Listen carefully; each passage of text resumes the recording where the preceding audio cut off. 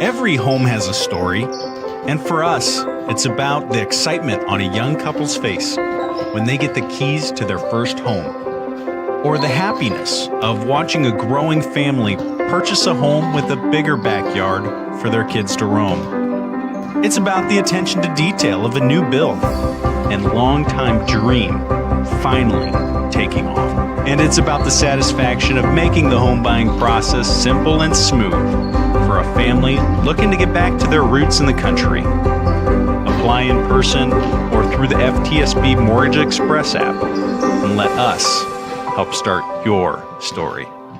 Come see us.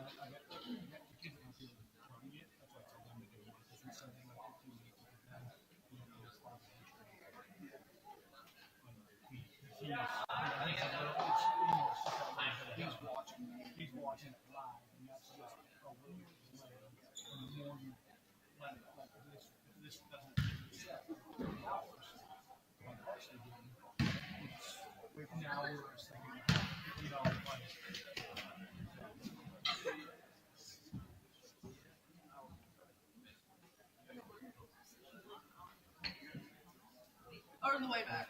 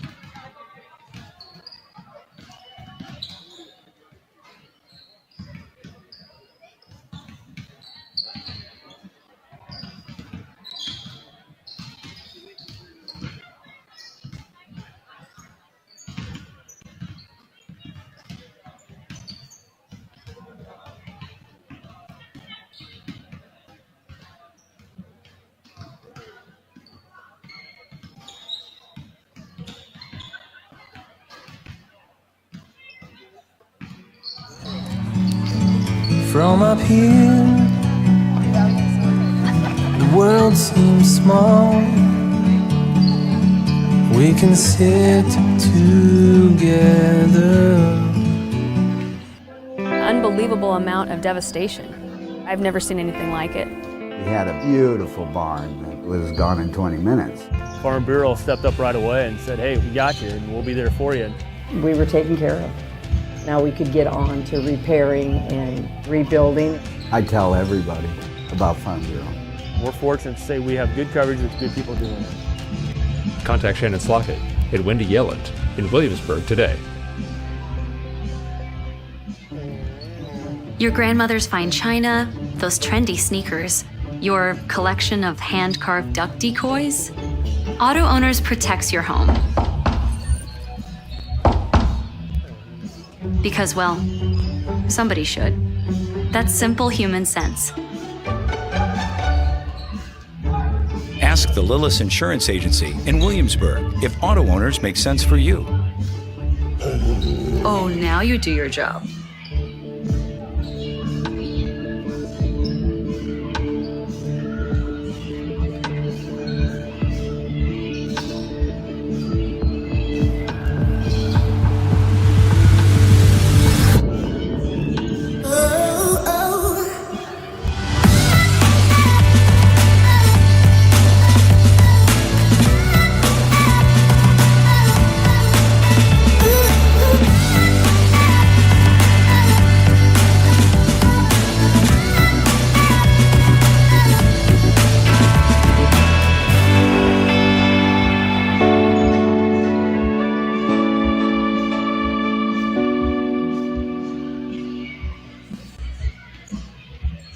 Ullman's Fine Home Furnishings has been turning ideas into beautiful homes for over 86 years.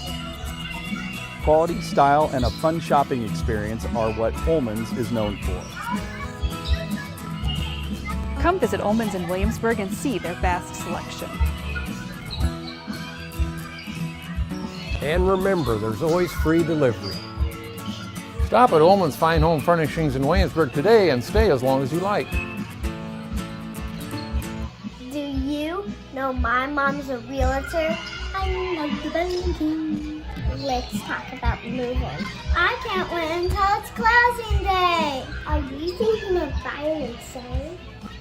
My mom can be your real estate agent. It's closing day!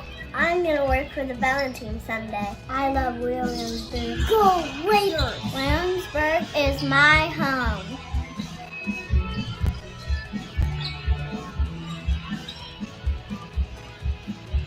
Doc's Tap Room on the Square in Williamsburg is your place to grab a brew, gather, and have a good time. Doc specializes in local Iowa craft brews and offers locally made ice cream, fresh squeezed lemonade, and Raiderade and delicious appetizers. Doc's loves to support live, local music. Check our Facebook page or website to see upcoming show dates and times. Come see us at Doc's in Williamsburg. Well, we had our first baby. It is beautiful or handsome. Oh, it's a boy. We're interested in life insurance. And we bought a bigger car. Yeah. Bigger car. Here is your plan. Goodbye. When protecting your future, count on a human. Only a Farm Bureau Financial Services agent will sit down with you for a super check and together create a plan that works for you. It's your future. Let's protect it. Contact Shannon Slockett and Wendy Yelland in Williamsburg today.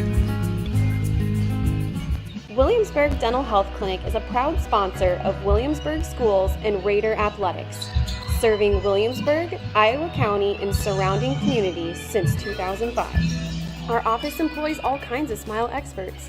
Our skilled doctors, Megan Greer and Erica Takanami, take pride in providing the best quality of dentistry for our patient family and stand behind the care they provide.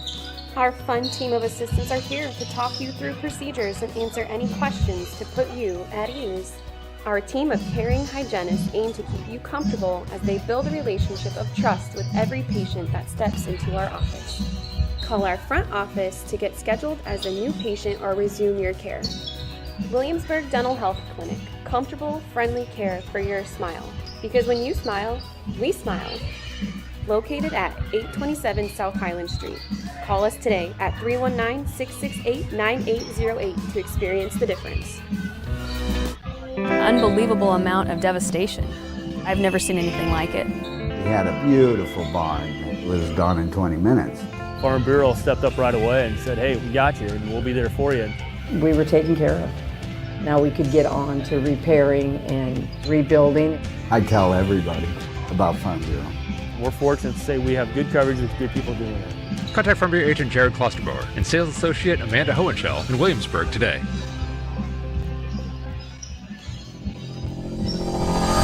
Come take my hand and see the world around you. The time is right, just let the light surround you. And step by step you feel it coming alive. The feeling deep down inside and you've got nothing to hide. To reach the top you've gotta keep on moving. Don't let it stop, just gotta keep on moving. I know you're doing your best, you're stepping up from the rest. Just keep on passing the test and then you gotta Pain, hands, feet, it comes and goes. Neuropathy pain strikes and another drug or surgery just won't do. At least talk to Agape Chiropractic Laser Clinic for a consultation. It won't cost a dime. Agape has the only FDA-approved Class 4 therapeutic laser that just might be your answer. No drugs, no surgeries. Worth a call? Agape Chiropractic Laser Clinic. Call for a free consultation and start feeling better without drugs or surgery. Every home has a story, and for us, it's about the excitement on a young couple's face when they get the keys to their first home, or the happiness of watching a growing family purchase a home with a bigger backyard for their kids to roam. It's about the attention to detail of a new build and long-time dream finally taking off. And it's about the satisfaction of making the home buying process simple and smooth for a family looking to get back to their roots in the country. Apply in person or through the FTSB Mortgage Express app and let us help start your story. Come see us. Benton Construction, Plumbing, Heating, and Air Conditioning has been a proud Raider supporter for over 30 years. Our family-owned and operated business also takes pride in serving the Williamsburg area and surrounding communities. Whether you need us for new construction, remodels, plumbing service calls, or HVAC replacements, we have the experience it takes to get the job done right.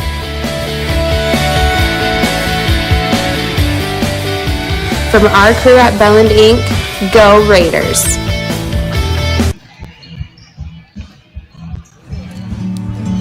From up here, the world seems small.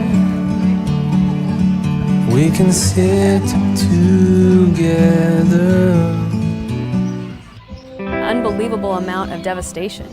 I've never seen anything like it. We had a beautiful barn that was gone in 20 minutes. Farm Bureau stepped up right away and said, hey, we got you and we'll be there for you. We were taken care of. Now we could get on to repairing and rebuilding. I tell everybody about Farm Bureau. We're fortunate to say we have good coverage with good people doing it. Contact Shannon Slockett and Wendy Yelland in Williamsburg today. Your grandmother's fine china, those trendy sneakers, your collection of hand-carved duck decoys. Auto Owners protects your home. Because, well, somebody should. That's simple human sense. Ask the Lillis Insurance Agency in Williamsburg if auto owners make sense for you. Oh, now you do your job.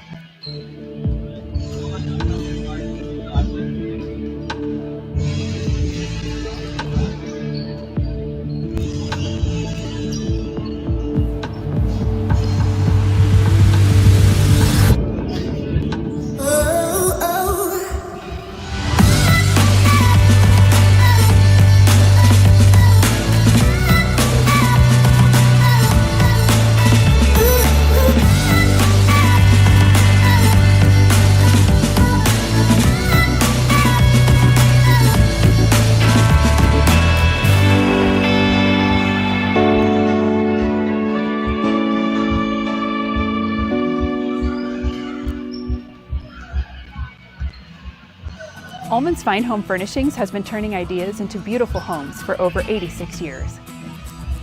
Quality, style, and a fun shopping experience are what Ullman's is known for. Come visit Ullman's in Williamsburg and see their vast selection. And remember, there's always free delivery. Stop at Ullman's Fine Home Furnishings in Williamsburg today and stay as long as you like. Do you know my mom's a realtor? I love the Benton. Let's talk about moving. I can't wait until it's closing day. Are you thinking of buying and selling? My mom can be your real estate agent. It's closing day!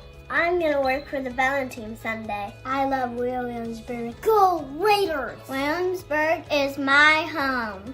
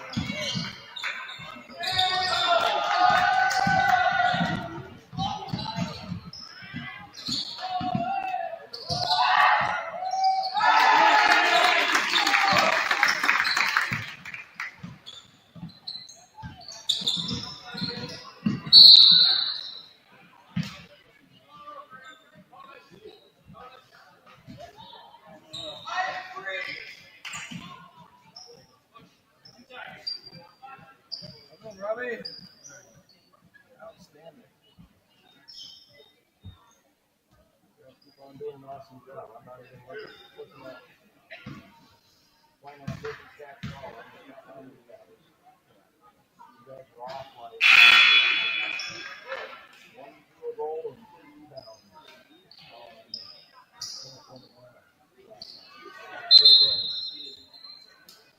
And that's just compared to what the coaches have.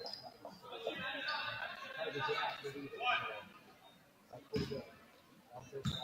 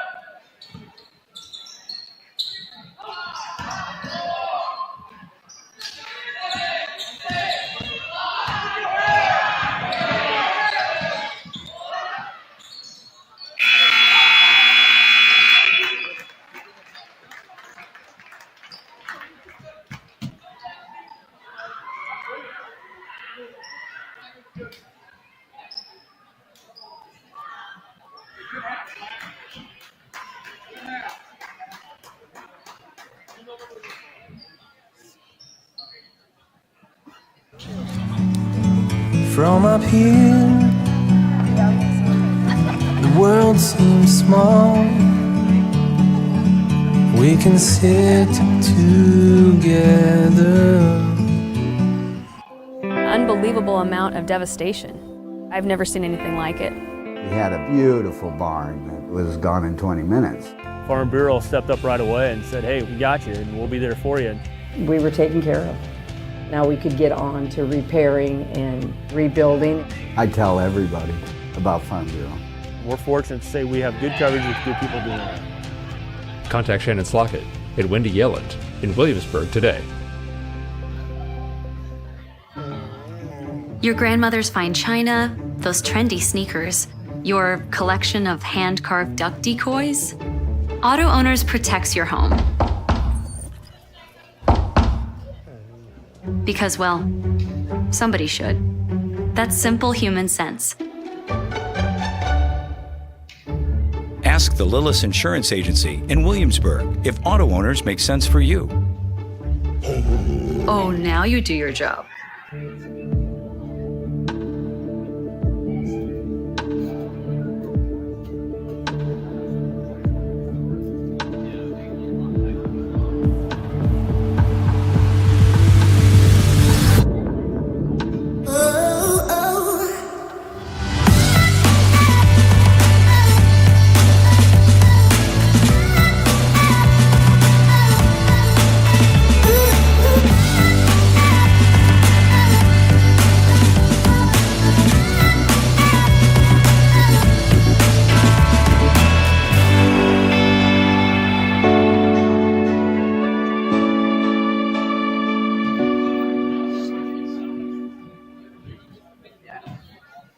Ullman's Fine Home Furnishings has been turning ideas into beautiful homes for over 86 years. Quality, style, and a fun shopping experience are what Ullman's is known for. Come visit Ullman's in Williamsburg and see their vast selection. And remember, there's always free delivery. Stop at Ullman's Fine Home Furnishings in Williamsburg today and stay as long as you like. Do you know my mom's a realtor? I love the Benton. Let's talk about moving. I can't wait until it's closing day. Are you thinking of buying and selling? My mom can be your real estate agent. It's closing day! I'm gonna work for the Benton team Sunday. I love Williamsburg. Go Raiders! Williamsburg is my home.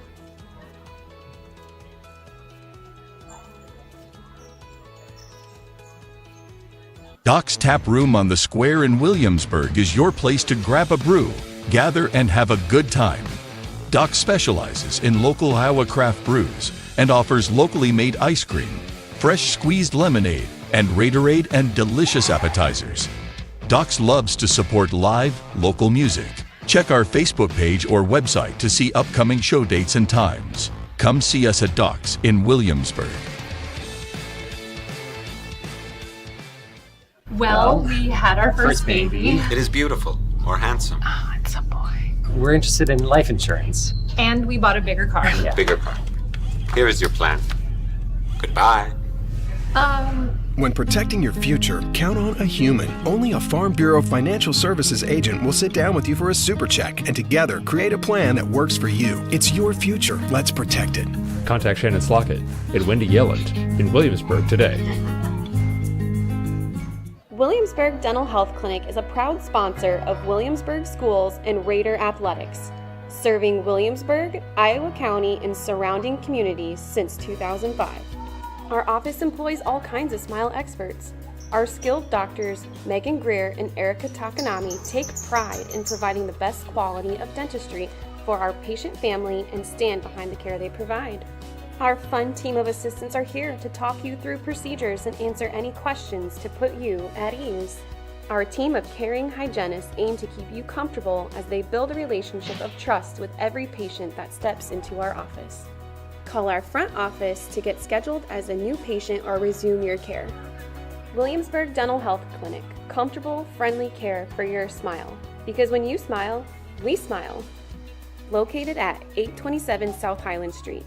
Call us today at 319-668-9808 to experience the difference.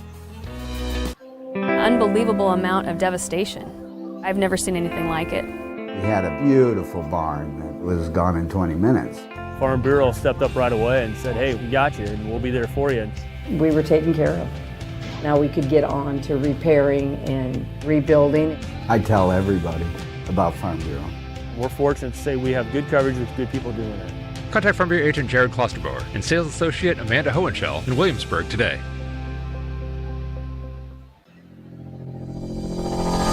Come take my hand and see the world around you. The time is right, just let the light surround you. And step by step you feel it coming alive. The feeling deep down inside and you've got nothing to hide. To reach the top you've gotta keep on moving. Don't let it stop, just gotta keep on moving.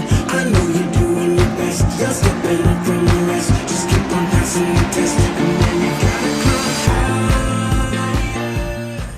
Pain, hands, feet, it comes and goes. Neuropathy, pain strikes, and another drug or surgery just won't do. At least talk to Agape Chiropractic Laser Clinic for a consultation. It won't cost a dime. Agape has the only FDA-approved Class 4 therapeutic laser that just might be your answer. No drugs, no surgeries. Worth a call? Agape Chiropractic Laser Clinic. Call for a free consultation and start feeling better without drugs or surgery.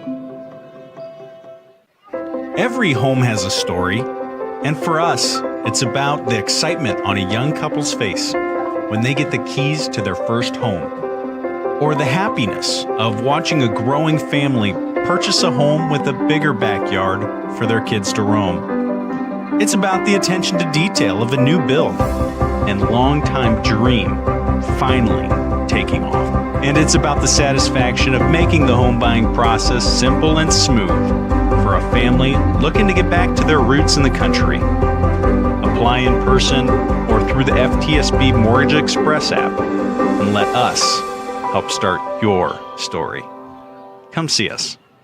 Bellin Construction, Plumbing, Heating, and Air Conditioning has been a proud Raider supporter for over 30 years. Our family-owned and operated business also takes pride in serving the Williamsburg area and surrounding communities. Whether you need us for new construction, remodels, plumbing service calls, or HVAC replacements, we have the experience it takes to get the job done right.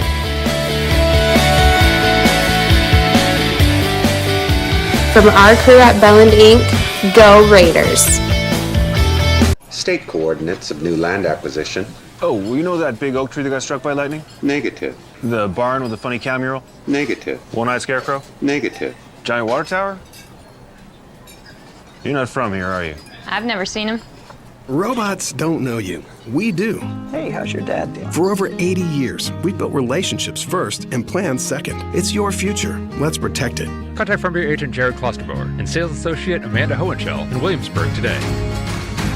Berg Insurance has been offering the Williamsburg community peace of mind for over 50 years.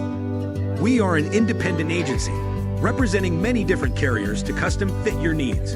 Home, health, life, farm, crop, auto. We have you covered. Visit our website or give us a call today. Berg Insurance on the Square in Williamsburg. We can't think of a better place to call home. Let's go Raiders. Play Tater tough.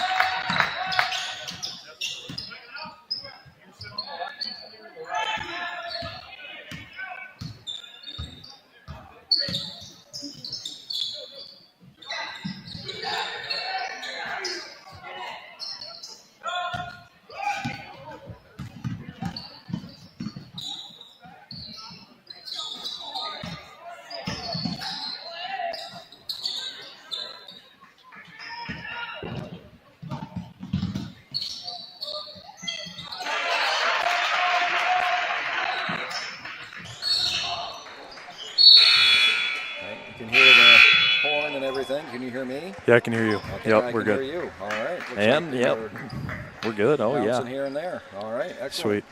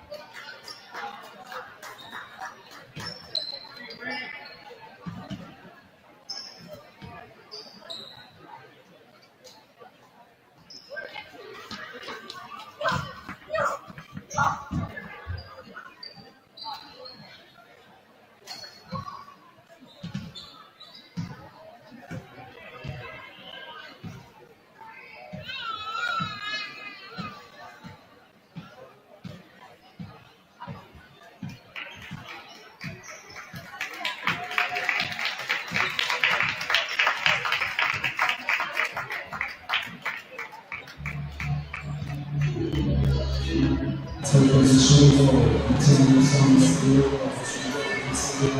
evening and welcome to Williamsburg Raider Basketball on the Williamsburg YouTube channel. Wherever you are, whatever you're doing, thank you for taking some time for Williamsburg Raider Basketball. Joining me on the broadcast tonight is Robbie Allison and Cooper Bach doing stats and looking at the video board. And my color man tonight is 2023 Williamsburg grad Landon Jepson, who's back after his first semester at Wartburg. Tonight the Raiders are hosting the Benton Bobcats, who I had predicted finished 6th place in the Walmack West. The Bobcats lost their top 7 players from last season: Noah Frank, Blank, and Evan Doherty, Derek Steffen, Cale and Lane Kestner, and Tim Thompson. The top returning Bobcat is Owen Chublin, along with Colby Winger, Wyatt Rinderneck, and Quincy Gilbert.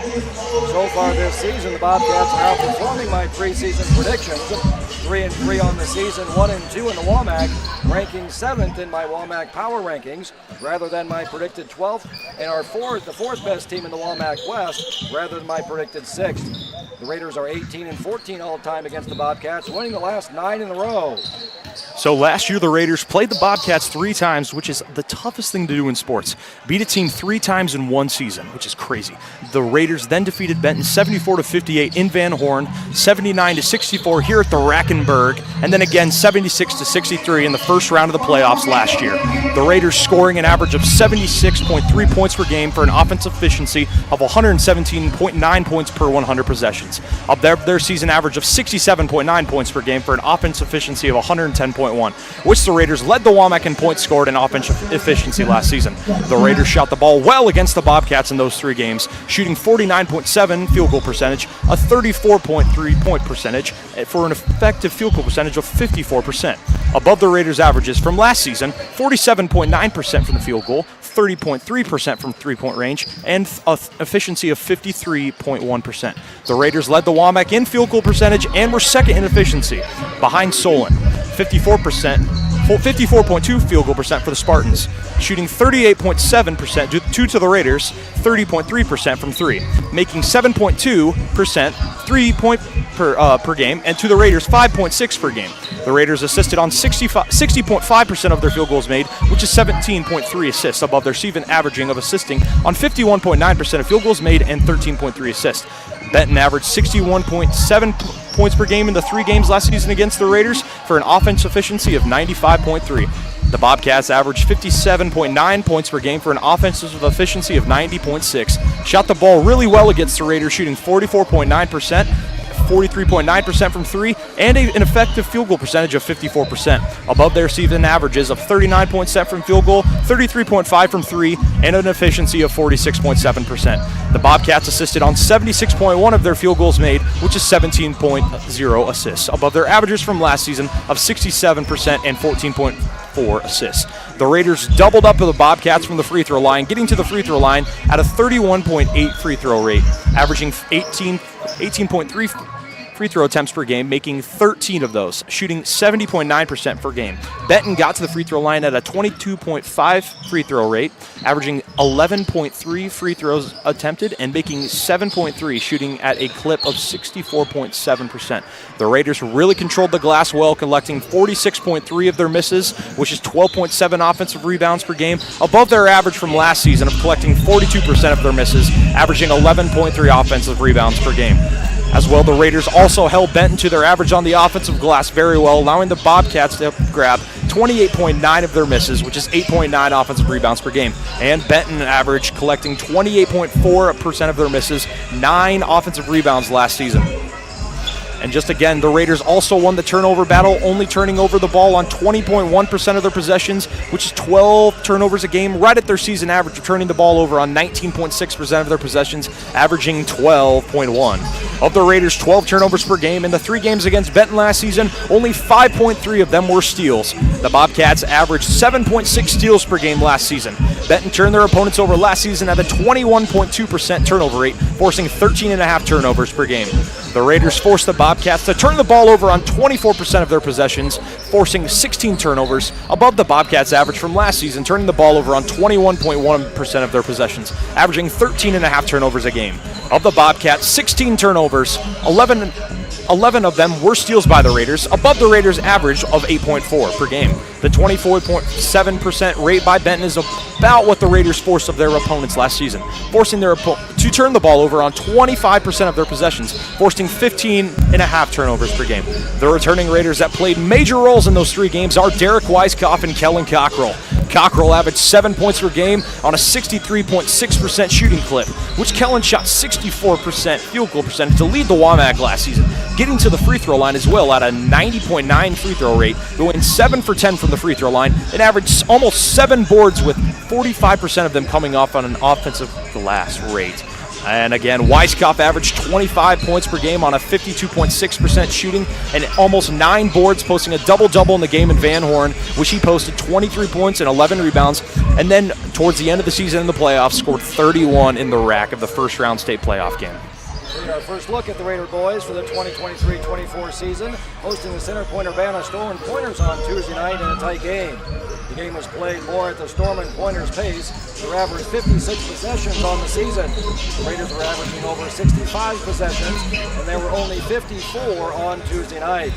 The Raiders led by 2 at the end of the first quarter, 13-11, and built a 9-point lead early in the second quarter, 22-13, going on a 10-2 run. But the Storm and Pointers would storm back and tie the game at 28 at halftime, closing out the first half on a 13-4 run. The Raiders outscored CPU 7-5 in the third quarter to take a 2-point lead of 35-33 in the fourth quarter. The Raiders would outscore Center Point Urbana 14-12 with 2-time WAMAC West Player of the Year and 1,000-point scorer Derek Weiskopf hitting a free throw to put the Raiders up by 4 with 7.1 seconds remaining for the 49-45 Raider victory here at the rack. The Bell & Plumbing player did it all for Center Point Urbana. Repairs and new installs. Bell & Plumbing, Heating and Construction does it all from start to finish. They have the experience it takes to get the job done right here in your backyard. Was sophomore Cooper Grimm with 11 points on 5 of 10 shooting. Made a free throw, had 3 rebounds, 1 of them coming off the offensive glass, and 5 assists. The Casey's sub of the game, Casey's, the pizza place that sells gas and subs too. For the Storm and Pointers was Nathan Miller with 2 points, a perfect 2 for 2 from the free throw line, 2 rebounds and a steal. For the Raiders, the Farm Bureau star player of the game. If you're looking for a star to help you navigate through the difficulties of life, give Farm Bureau agent Jerry Klosterber a call. Learn how he can make it easy to protect the things that are most important to you. Your home, family, farm, and future. Was Kellen Cockrell with 11 points, 5 for 10 from the field, 1 for 2 from the free throw line, had 7 rebounds, 3 of those coming off the offensive glass, 1 assist, 1 steal, and 1 block. The Ullman's Furniture bench player of the game. Whether you're furnishing a large home or an efficiency condo, you're sure to find someone that fits your needs at Ullman's Furniture. Was Bryson Wheaton and Braden Potts. Wheaton scored 3 points, 1 for 2 from the field. That shot coming from 3-point range. Had 4 rebounds, 1 of those on the offensive end, and 2 steals. And Potts scored 6 points on a 3 of 4 shooting and had 4 rebounds, 1 of those on the offensive end. Grant Hooker also had a good game for the Raiders, scoring 10 points, had 6 important points in a row in the fourth quarter, had 4 rebounds, 1 on the offensive glass, and 5 assists. The Bobcats' last game was versus Marion in Van Horn on Tuesday night, losing to the Wolves 77-71. Marion led by 3 at the end of a high-scoring first quarter, 24-21, and trailed by 11 at halftime, 45-34. The Wolves' lead was 11 at the end of the third, with both teams scoring 13 points in the third quarter. Then the Bobcats won the fourth quarter 23-19, but not enough to overcome the 11-point deficit by the Wolves, losing by 7, 77-71. The Bobcats had their best offensive performance of the season, scoring 71 points for an offensive efficiency of 109.8 points per 100 possessions. Their previous high was 57 points for an offensive efficiency of 95 in their 57-55 win versus the Regina Eagles. Bell & Plumbing player who did it all for Benton was junior Gavin Brooks with 23 points, shooting 9 for 15 from the field, 5 for 7 from three-point line, getting 2 rebounds, 1 offensive, and getting 4 assists. The KC sub of the game was sophomore Carson Nolan with 6 points, shooting 2 for 4 from the field goal and 2 for 2 from the free throw line, grabbing 10 boards, 5 offenses, which is very impressive, along with 2 assists, 3 steals, and grabbing 2 blocks on defense. Senior Quincy Gilbert with 16 points, shot 6 for 13 from the field goal, 4 for 9 from 3, collected 2 rebounds, 2 assists, and 1 steal, which had a really good game for Benton as well. The problem for Benton was that it was their second worst defensive performance and Marion's best offensive performance of the season, allowing 77 for an offensive efficiency allowed of 119. Benton's worst offensive performance was in their loss to Mount Pleasant, 83-39, allowing an offensive efficiency of 125. Marion's previous best offensive performance was in their 70-61 win over Cedar Rapids, Washington, with an offensive efficiency of 106.7. Bellin Plumbing player who did it all for Marion was senior Kyler Whitman, who had it what might turn out to be one of the best games of the entire season for him, with 29 points, shooting 13 for 17 from the field, and shooting 3 for 4 from the free throw line, collecting 12 rebounds, 5 offensive, and passing 4 assists. Junior Caleb Dyers was the KC sub of the game with 4 points, shooting 2 for 3 from the field, and collecting 5 boards. Senior Jordan Fisher with 16 points, shot 5 for 12 from the field goal, 3 for 7 from 3, and had 3 for 4 from the free throw line, collecting 3 boards, having 5 assists and 5 steals on defense, which is very impressive. And junior Grayson Kirsch with 10 points, shooting 4 for 9 from the field, collecting 4 rebounds, and tossing 6 assists and collecting 1 block. Both of them had good games for the Wolves in their 77-71 win over Benton and Van Horn on Tuesday night. Let's take a look at the Capper Forward keys to the game. The Capper Forward key to the game for offense goes to the Raiders. The Raiders are averaging 56 points a game, which ranks 4th in the WAMAC, for an offensive efficiency of almost 93 points per 100 possessions, which ranks 3rd. It's very impressive. Moving on to the Bobcats. Benton is the 7th-ranked offense in the WAMAC, averaging 53.5 points per game with an offensive efficiency of 83.2. Junior Gavin Brooks, who just scored 23 points versus Marion on Tuesday night, leads Benton in scoring, averaging nearly 11 points per game.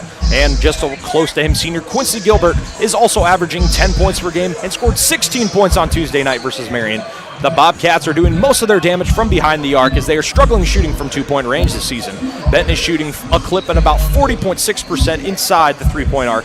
The WAMAC averages 46.9% from 2-point range. The Bobcats are shooting 30.7% from the 3-point line, which is 5th in the conference, taking 39.8% of their field goal attempts from 3-point range. 21.2, which is 5th in the conference, of 53-point field goal attempts, which is 4th in the conference, coming from a 3-point clip. Making 6.5 3-points per game, which is 3rd in the conference. Overall, Benton is making 19.5 field goals per game, which is 7th. Shooting 36.7 field goal percentage, which is 11th. Only West Delaware is shooting worse from the field at a 30.5 field goal percentage. Gavin Brooks, once again, is the top scorer for Benton with a 42.6% field goal percentage and a 50% field goal efficiency, shooting 40.9% from 3, taking 36.1% of his field goal attempts from 3-point range. Sophomore Carson Nolan, who averages a 7-point field goal attempts a game, does all of his work in the paint, as he is the only Bobcat regular that has not attempted a 3. Senior Wyatt Rinderknecht is leading the Bobcats from 3-point range, shooting at a 31% field goal clip and a 64.8 field goal attempts. Followed by Gavin Brooks shooting 40.9% from 3, Ryan Spina shooting 29% from 3, attempting 60.8% of those from 3, Quincy Gilbert shooting at 23.5% from 3, Owen Chumlin shooting 25% from 3, 46.2 of those attempted, and Colby Winger shooting 33.3% from 3 and attempts from 3, 36.4. Benton ranks 6th in the WAMAC in assists, averaging 11.3 assisted on 58.1 of their field goals made, which ranks 7th in the conference. Owen Chumlin leads the Bobcats in assists per game, nearly at 3, 2.8, and Quincy Gilbert is also averaging 2.2 assists a game. Captain Ford, key of the game for defense goes to the Raiders. The Raiders are allowing their opponents 50 points a game, which ranks 3rd in the WAMAC, for a defensive efficiency of 82 points per 100 possessions, which again ranks 3rd. The Raiders are only allowing their opponents to shoot 33% from the field, which leads the WAMAC, 28% from 3-point range for an effective field goal percentage of just under 39%, which again is 1st. The Bobcats ranks as the 7th best defense in the WAMAC, allowing 60 points per game, which is 8th in the conference for a defense efficiency of 93. The Bobcats' opponents are shooting 43%, 25.9% from 3 for an effective field goal percentage of 48.5. The Bobcats' opponents are taking 41.8% of the field goal attempts from 3-point range, which ranks 10th in the WAMAC. Only Grinnell at 42.8% and South Tama at 43% are allowing their opponents to take a higher percentage of field goal attempts from 3-point range. We'll go over the rest of our keys to the game as we roll through the game here. We're going to send it out to Nathan King. First on the lineup, sponsored by the Sundown. If you're looking for starters or main course or good beverages, stop on down to Sundown. No matter when you'll visit, you'll enjoy great food, great company. Visit the Sundown Bar and Grill today to see what all the hype is about.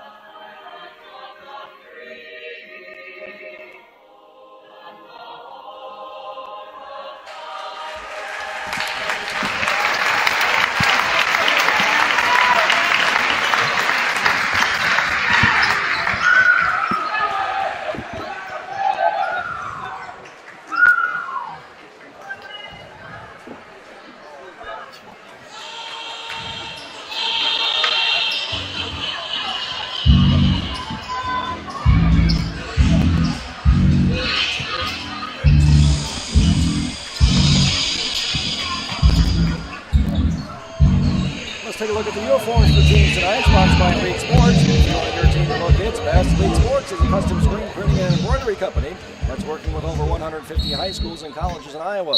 They focus on the legs, but print for any business or occasion. Screen printing and embroidery awards and trophies and custom artwork. At Elite Sports, their team of skilled in-house artists available to assist with all of your needs. So the Raiders win the opening tip in their home whites. Hooker missing the first shot.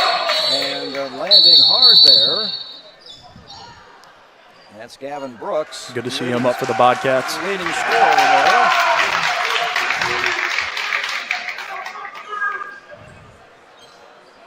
So red numerals with the black outlining there. Yellow Raiders across the chest.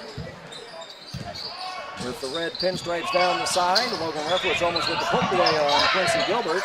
Benton Bobcats in their road blues with the yellow numbers and kind of the old Marquette Warriors long before the Dwayne Wade days of Marquette, the Al McGuire days of Marquette. With the white and yellow going down the side of the uniform. It's crazy to see JV going from like a black retro kind of jersey to their varsity going like the Marquette, like you said, with the D Wade look. It's interesting that from freshman to varsity for Benton, they've got their whole jersey collection. And we see Kellen Cockrell providing good defense there for the Raiders. Rinderneck stepping out of bounds. Thought they might call a bump there on Cockrell. No bump call. They're just going to call Rinderneck out of bounds. Raiders will inbound, so Bobcats providing a little pressure with this man-to-man zone, just bouncing a little double thing. Rethwich from the corner, and it's good, and it's good. Usually when you think about it and put it up, that usually doesn't work out well. Went down there for Rethwich. Rethwich still perfect from the three-point line this season, just his third attempt. 3 for 3 from the three-point line for Rethwich here. And responding there, Rinderneck short on the three. Weiskopf collecting the board for the Raiders, driving quickly down. Gilbert poking it away. Got a jump ball here. Quick jump ball call. Possession going towards the Bobcats. Raiders won the opening tip, so that does be a turnover then on the Raiders. And that's one way for the Bobcats to win this game is forcing turnovers. Raiders have been turning the ball over at a Walmack high, 31.2% of their possessions are turning the ball over 19 times a game on the early season here. So if the Bobcats can hit those threes, and here's another three-point attempt by Rinderneck. Out of bounds to the Raiders, defensive team rebound there. And just like he said, but for the Bobcats turning it over on a percentage of 20.7% per game, which is third in the conference, and then 13.3 per game total, which is fourth in the conference. It's a big comparison for the Raiders down the stretch of the season. One thing they have to limit is turnovers, which is so vital for a basketball game. Yarnbrecht. Going to get a push underneath there on Colby Ringer, trying to battle against Kellen Cockrell down on the post. First team foul, and that's the new thing we're looking at in high school basketball this year is the foul situation. Almost poked away there from Weiskopf. Over the hooker in the right-hand corner. His three is good. Great shot there by 12. Brent Hooker with a very nice three. Very nice drive there by Logan Rethwich to anticipate and get a very nice open drive. Played the 2-on-1 there very well, poking him to go to the corner, leaving Hooker wide open in the corner. Drive there by Chajumlin, feeding 13. Good block by Kellen Cockrell there. Rethwich is looking to give it back to Cockrell, but that was another turnover by the Raiders. Another deflection there by Rethwich. Rethwich collecting a lot of deflections here early for the Raiders. It was off the official who is still in play. That should be still a live ball, shouldn't it? Yeah, I think it should be. I thought that would still be a play on. It's off me. I'm on the court, part of the game, but he's going to call it a dead ball there, and triggering in are the Bobcats. But that's what team's been doing to the Bobcats. Cockrell with the steal. He goes down and he yams it. Great slam there for 33. Kellen Cockrell with the slam, putting the Raiders up 8-0 here early with 5:09 left in the first quarter. Just to update you on some subs here for the Bobcats, number 15, Carson Nolan is in the game, and number 10, Ryan Spina has entered the game for the Bobcats. The shot does not count, so it bounced high off the iron, and then it hit the basket standard there, so that's a dead ball rebound in for the Raiders. A little token pressure again by the Bobcats, but teams have been shooting the ball from three-point range against Benton so far this season as Weiskopf. Great feed there by Rethwich, and Bobcats calling a quick timeout there with the Raiders on a quick 10-0 run here in the first quarter. Great start by the Raiders here, Mr. Szczepanski. Really quick start that we really haven't seen so far this season. That's what you want to see when you're the favored team, which I have the Raiders favored to win here tonight based on our Capper Ford keys to the game. I'm expecting about a 60-53 victory, and when you're the one that's supposed to be the favorite, you want to go ahead and take it early don't give them any hope. And that's the complete opposite of what happened against Center Pointer Benton on Tuesday night, as the Storm and Pointers were in that game all the way to the end. Weiskopf hitting and a free throw to put it up by 2 possessions with 7.1 seconds left to secure the victory for the Raiders. But that was anybody's ball game all throughout. A couple subs here coming in for the Raiders, number 21 and number 10. Bryson Weegan and John Eichhorn entering the game for Simeon Arbrecht and Logan Rethwick, going to get him a quick breather on the bench. Poke there, put up by number 15. Carson Nolan for the Bobcats there to put their first points on the board of the night. Still that pressure being applied by the Bobcats. Weiskopf for 3, that's off. Weegan trying to save, but steps on the end line there. So defensive team rebound there for the Bobcats then. The Raiders going to come out. They've played a little bit of zone that we saw for the first time in our first look at the Raiders. They primarily go man-to-man, as Landon knows, probably about 90% man-to-man defense. Oh, 99%. 99%. Occasionally throwing a different look, and it's been that 1-2-2 zone. They'll do it a possession here and there. Just like Mr. Shapansky said, you'll see the 2-3 sometimes, just like we said saw in the last game against CPU. They ran a 1-2-2 little zone just to pressure the three-point shooting of CPU. But just one thing, we might see a little mix from Coach Knoop and the Raiders here tonight of a little 2-3, 1-2-2, just for the sake of the Bobcats shooting the three so much. And nice pass down low to Carson Nolan by Quincy Gilbert. Fouled on the shot. He'll go to the free throw line for our first free throws tonight.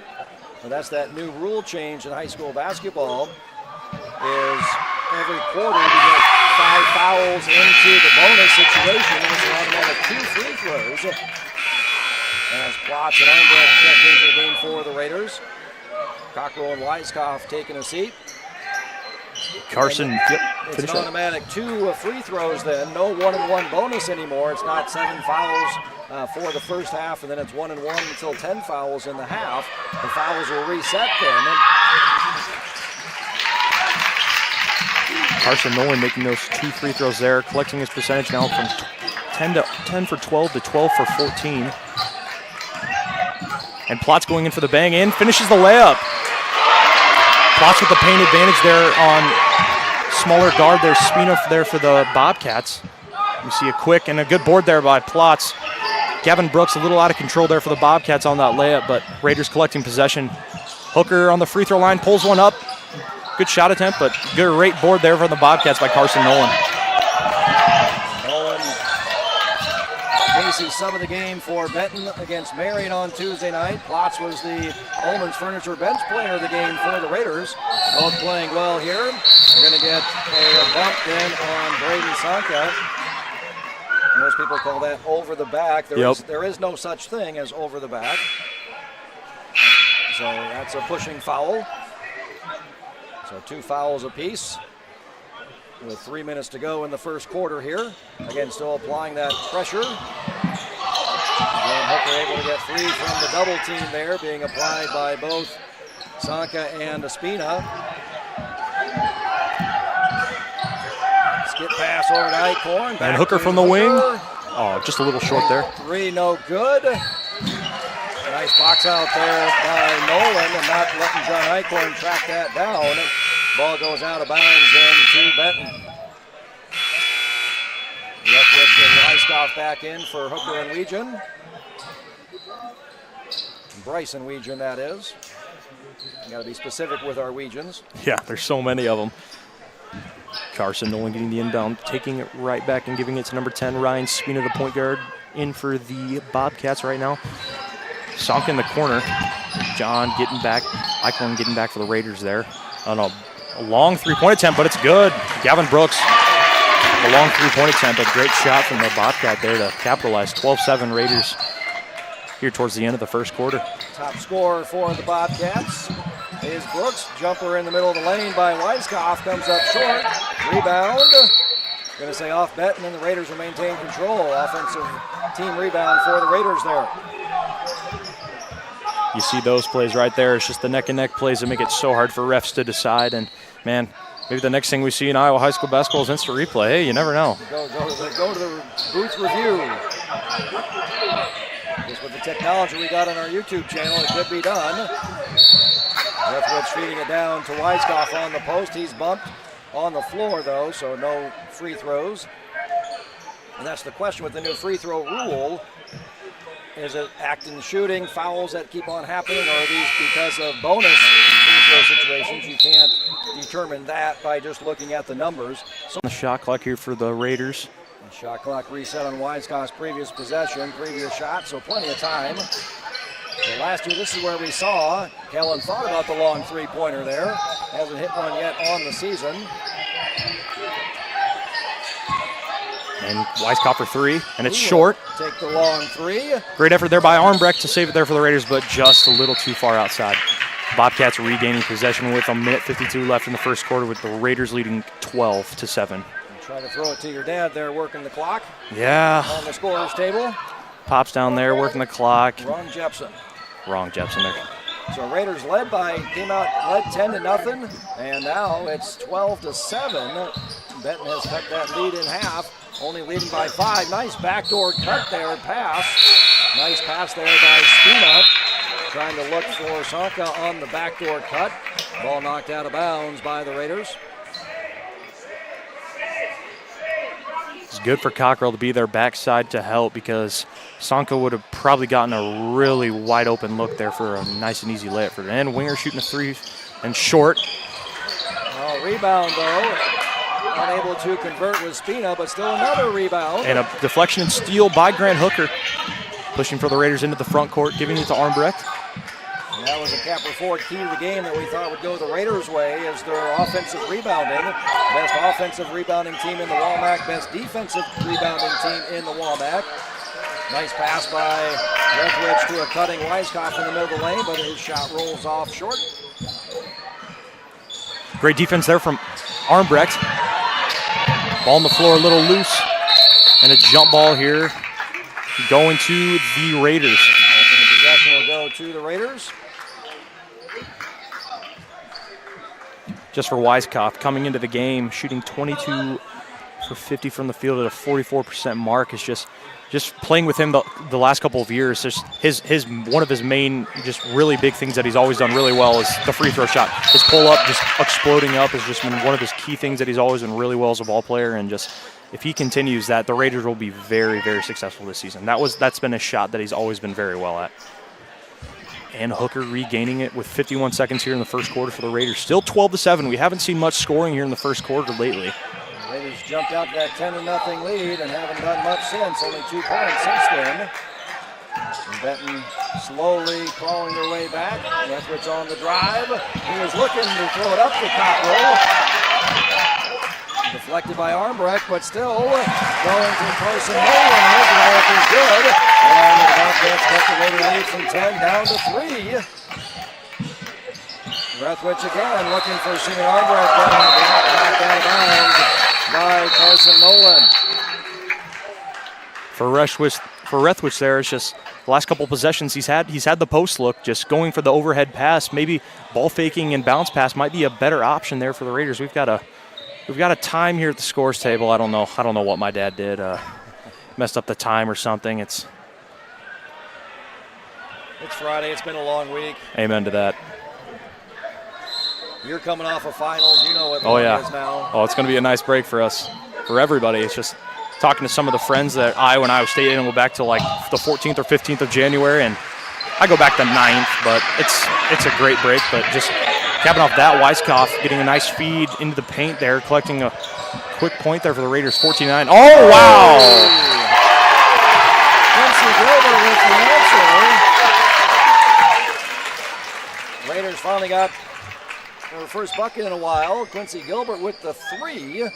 And now an opportunity to cut the Raiders' lead down to 1 if he can convert on the 4-point play with the free throw, and he does just that. And that's one thing the Raiders really can't get into. With Cockrell being one of their bigger guys at 6'6" in the paint, he cannot get into foul trouble. And just like with Weiskopf, his presence in the paint with being how big he is in the paint and how big of he is as a presence, it's just the foul trouble for Williamsburg is we just can't get into foul trouble because it's one thing we have to limit this year because of the least amount of guards we have. Williamsburg, just like we talked about in the pregame, with Benton and Williamsburg, very senior heavy. Williamsburg graduating 4 of their 5 starters, 2 off the bench. And just for this year, we see a lot of new faces. Simeon Armbrecht tearing his ACL last year in football, coming off this year, hasn't played basketball in a very long time. You see Logan Rethwich always being a key player. Him getting his first year start, whether he's played a lot of posts, he's played a lot of guard, he's still trying to figure out where his place is. We've always seen Grant Hooker be a spot up 3 guy. Him developing as our 1-point guard is just, there's a lot of new faces here on the Williamsburg team, which is really excited to see, and just it's gonna be really cool to see how they craft over the season. And for the Bobcats, it's the same way. A lot of their guys graduating. The Doherty twins graduating, Noah Frank playing up at Wartburg where I go now, playing really good up there, and just a lot of their guys, Derek Steffen graduating as well. It's just a lot of the key players for both of these teams are gone, and it's just going to be really cool to see how both of these teams adapt throughout the season and how they play in this really tough WAMAC conference. And that's why I have the Raiders predicted for 3rd place in the WAMAC West, and I predicted the Bobcats for 6th, is because of all those losses. The Raiders losing someone like yourself, who was a WAMAC, All-WAMAC Conference Player of the Year last year, along with Maddox Dorman, Gavin Dorman. Going to call a foul on the drive on the floor. So fouls reset there at the end of the first quarter. Do not carry on to 7 fouls and 10 fouls as they have in the past. Called that on Rethwich on the drive. There he is on the block, guarding against Winger. His turnaround is no good. Good defense on board there. Rethwich. Poked away by Gilbert, but Rethwich gets control again. Pass up the floor, nice cross-court pass over. Passing Weiskopf short again. Raiders shot the ball well in that first quarter. Once again, almost off that official, staying in bounds. Rethwich and Gilbert having lots of deflection for both teams. Gilbert always, we see when you hear someone say the Wolf, we see always someone coming up from behind trying to get the steal. It's just really just anticipating. Both of those players for both teams just have been really playing well on defense. Like into Jumlin for 3 for the Bobcats, just short, and Cockrell collecting the rebound. Go ahead and bring it up all by himself. It's Armbrecht in the right-hand corner, swung around to Rethwich in the left-hand corner. And it's good. Rethwich still 100% from the 3-point line, 4 for 4. What's so tough about this game? What's so tough? I take a year off and I'm 4 for 4 from 3-point range. You guys talk about this being so difficult. And responding Rinderneck for the Bobcats, beating a 17-16 Williamsburg here in the second quarter with 6 minutes and 45 seconds remaining. Cockrell getting double teamed. Getting it to Grant Hooker, pulling up from 3 for the Raiders, and it's good. Great looking shot there from 12. That's the one thing that the Bobcats can't do, sending 3 and leaving a wide open Raider there for an open 3. Teams have shot a lot of shots from 3-point range against Benton so far this season, taking almost 42% of their shots from 3-point range. That was a question for the Raiders. Unable to save it was Gavin Brooks, turnover on the Bobcats. Raiders struggled shooting the ball from 3 against Center Point Urbana. That's what let the Storm and Pointers stay in the game. They made more 3s than they normally do. The Raiders did not. That's what made that a ball game. So if the Raiders are able to hit their 3s tonight, hopefully they're able to bring home a victory here against the Bobcats. So Jumlin playing good defense there, and forcing a turnover there on Grant Hooker. Logan Rethwich playing really aggressive, trying to get a steal, but ends up getting. One official is calling that out of bounds. Another official calling a foul on Rethwich. Logan's like, what'd I do? I just knocked the ball out of bounds. Rethwich collecting his second foul here.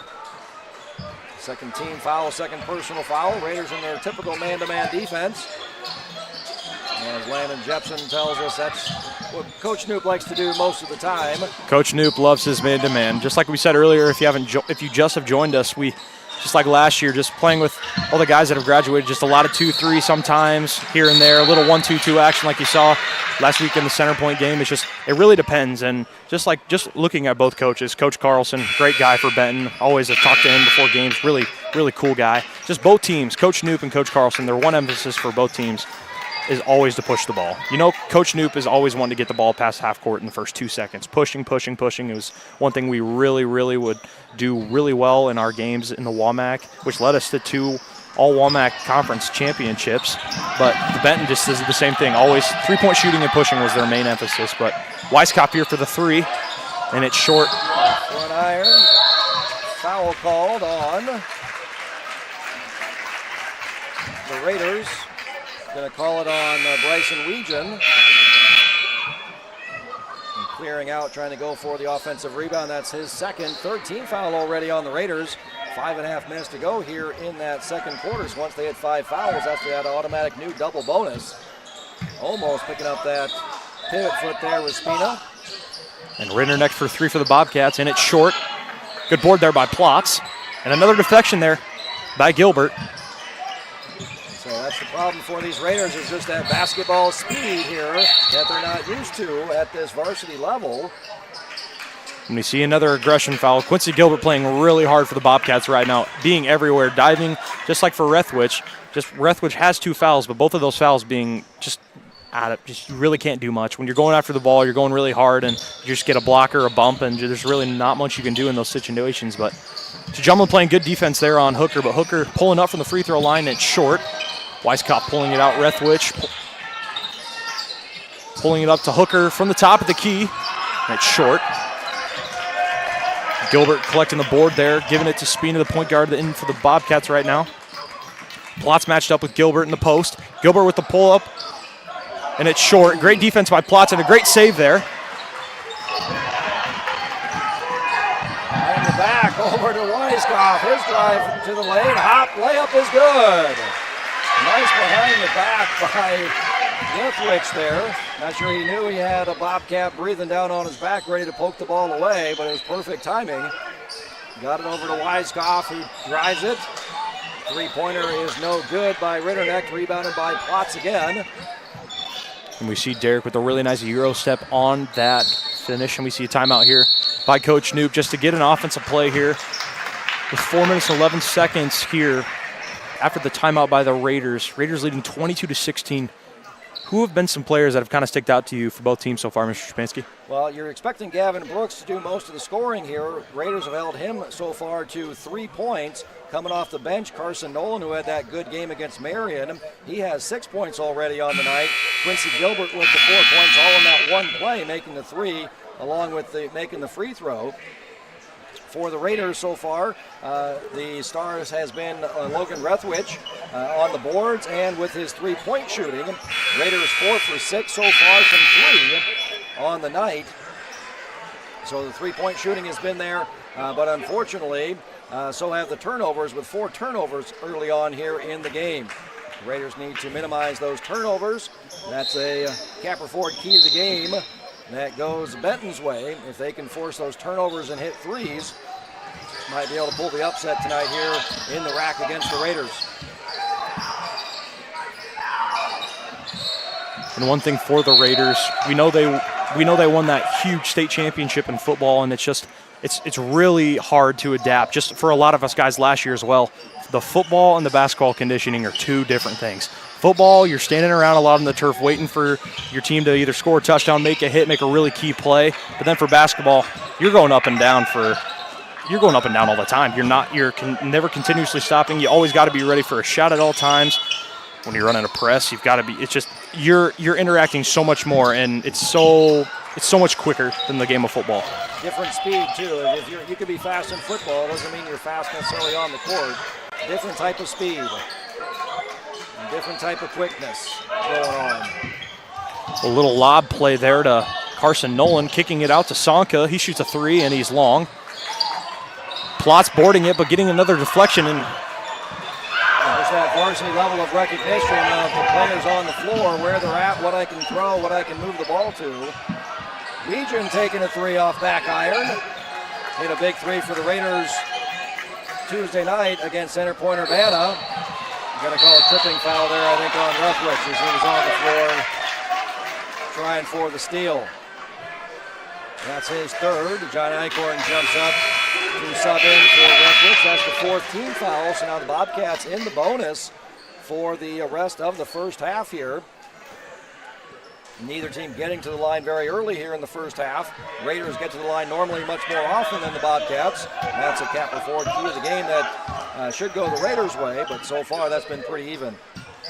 Just both sides here. Brethwich, a lot of his fouls here tonight, just being a lot of aggressive fouls. We see Renderneck pulling up for three, short. Bryson Weegan with the rebound there for the Raiders, but it's just a lot of the fouls here for both teams tonight have just been aggressive fouls. Both teams going after the ball, jump balls, just that late fall that you're going to have on a guy. And just like we said earlier, one of the keys of the game was, well, Berg's got to just limit our turnovers, but then we see Bryson Weegan collecting a nice steal there, but another turnover. Right back again.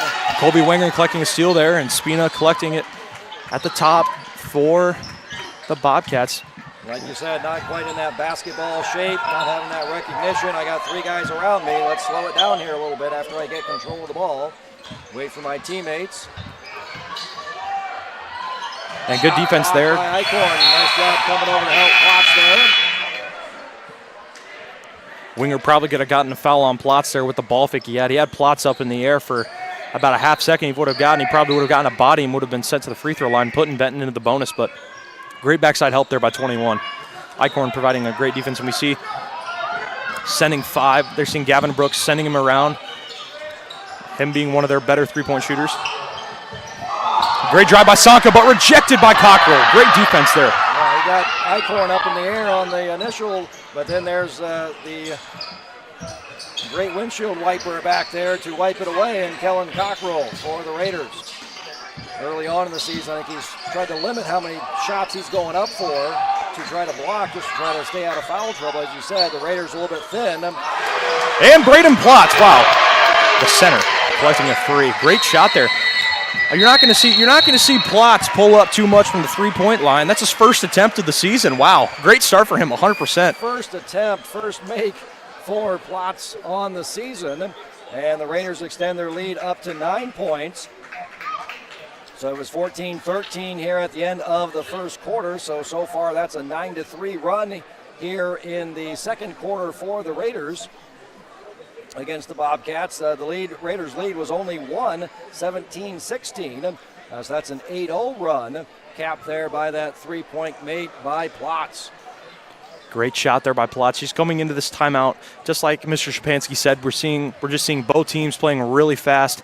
The Raiders just playing really, really fast, not recognizing, just really going fast, dribbling all the way down to the corner. Then we're going to see the coin press for Benton, collecting, double teaming in the corner, leaving the Raiders in a really tough spot. Just for the Raiders, just moving on into the second half and at the end of the second quarter, just slowing down their pace, going through their offense and making sure they get really collective and really good looks. And for the Bobcats, we know they're going to really stroke the three for a lot. They really got to head the ball and give it to Carson Nolan, him being one of their very key three-point shooters throughout tonight, but Gavin Brooks and Renderneck having to have really big minutes and three-point shots for the Bobcats if they're wanting to get back in this game. If you are just joining us here on the YouTube channel, Raiders are up 25-16 with a minute and 21 seconds remaining. Benton normally takes about 40% of their shots from three-point range. So far tonight, they're taking 54% of their shots from three-point range. Raiders go into that 1-2-2 zone, and they get an extra little hop there on the drive by Colby Winger. Turnover on the Bobcats. Raiders with a chance to build on that 9-point lead here. We see the double team quick there, forcing another turnover, and Grant Hooker getting the block. Saves themselves with the block there. Again, just that attention to detail there. I know I got two guys on me, maybe a little ball fake first, or putting it up a little bit higher for that to get there. Plotz from the same spot. And it's good! Braden Plotz from three. He is 2 for 2, the big man. Man, he loves this corner. It's that same left corner he's enjoying, and man, the three-point line is with Plotz tonight. He's loving that corner. With the Raiders tonight after struggling Tuesday night, and the answer there by Gavin Brooks. First points in a while for the Bobcats. Brooks getting his second three, totaling his points for the night for 6. We're going to see probably the Raiders hold for one on this last possession here in the second quarter, with them leading by 9, 28-19. A shot by Brooks ending an 11-0 run by the Raiders. Cockrell to Eichhorn there in the corner. Cockrell pulling up from deep, and it's hard off. That should have been out of bounds and Benton's ball, but and to Jumlin almost putting it in from half court there. We've seen a pretty balanced first half here. A lot of things we really didn't expect in this night. Braden Plotz, the big post, our hog of the game for the football championship for the Raiders, pulling it up and going 2 for 2 here in the first half for the Raiders. And so far, not only is he the Ullman's Furniture bench player of the game, he's going to go ahead and take all the honors tonight in the first half. Is Braden Plotz. He's looking to be the Farm Bureau star player of the game as well in the first half. 8 points, a perfect 3 for 3 shooting, 2 for 2 from three-point range. His first 2 attempts and makes on the season to go with 4 rebounds. So a great first half by Braden Plotz coming off the bench for the Raiders, something they needed in what was a very close game there, as it was a 1-point game at the end of the first quarter, 1-point game early in the second quarter, 17-16. Plotz and his three-pointers helped the Raiders build a 12-point lead, but the last score of the game there on a three-pointer by Brooks to make it a 9-point, 28-19 halftime lead. We're going to send it over to Cooper Bott, who's going to give us some words from our sponsors. From up here, the world seems small. We can sit together. Unbelievable amount of devastation. I've never seen anything like it. We had a beautiful barn that was gone in 20 minutes. Farm Bureau stepped up right away and said, hey, we got you and we'll be there for you. We were taken care of. Now we could get on to repairing and rebuilding. I tell everybody about Farm Bureau. We're fortunate to say we have good coverage with good people doing it. Contact Shannon Slockett and Wendy Yelland in Williamsburg today. Your grandmother's fine china, those trendy sneakers, your collection of hand-carved duck decoys. Auto Owners protects your home. Because, well, somebody should. That's simple human sense. Ask the Lillis Insurance Agency in Williamsburg if auto owners make sense for you. Oh, now you do your job.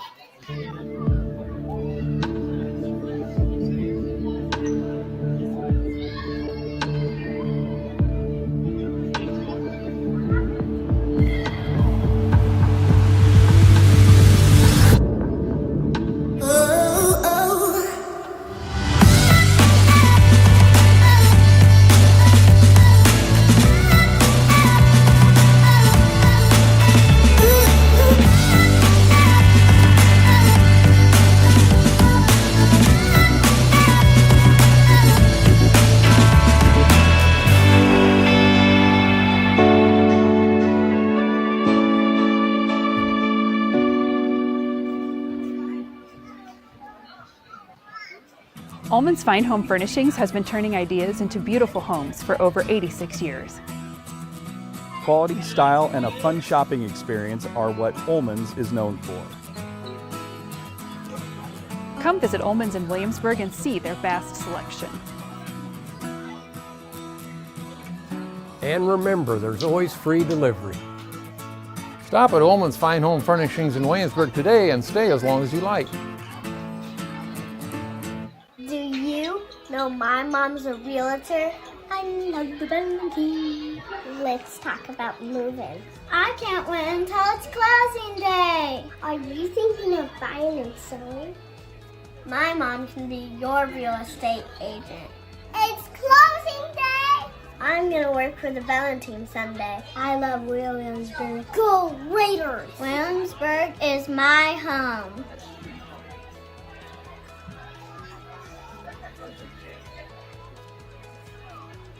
Doc's Tap Room on the Square in Williamsburg is your place to grab a brew, gather, and have a good time. Doc specializes in local Iowa craft brews and offers locally made ice cream, fresh squeezed lemonade, and Raiderade and delicious appetizers. Doc's loves to support live, local music. Check our Facebook page or website to see upcoming show dates and times. Come see us at Doc's in Williamsburg. Well, we had our first baby. It is beautiful or handsome. Oh, it's a boy. We're interested in life insurance. And we bought a bigger car. Bigger car. Here is your plan. Goodbye. When protecting your future, count on a human. Only a Farm Bureau Financial Services agent will sit down with you for a super check and together create a plan that works for you. It's your future. Let's protect it. Contact Shannon Slockett at Wendy Yelland in Williamsburg today. Williamsburg Dental Health Clinic is a proud sponsor of Williamsburg Schools and Raider Athletics, serving Williamsburg, Iowa County, and surrounding communities since 2005. Our office employs all kinds of smile experts. Our skilled doctors, Megan Greer and Erica Takanami, take pride in providing the best quality of dentistry for our patient family and stand behind the care they provide. Our fun team of assistants are here to talk you through procedures and answer any questions to put you at ease. Our team of caring hygienists aim to keep you comfortable as they build a relationship of trust with every patient that steps into our office. Call our front office to get scheduled as a new patient or resume your care. Williamsburg Dental Health Clinic, comfortable, friendly care for your smile. Because when you smile, we smile. Located at 827 South Highland Street. Call us today at 319-668-9808 to experience the difference. Unbelievable amount of devastation. I've never seen anything like it. We had a beautiful barn that was gone in 20 minutes. Farm Bureau stepped up right away and said, hey, we got you and we'll be there for you. We were taken care of. Now we could get on to repairing and rebuilding. I tell everybody about Farm Bureau. We're fortunate to say we have good coverage with good people doing it. Contact Farm Bureau agent Jared Klosterboer and sales associate Amanda Hohenschel in Williamsburg today.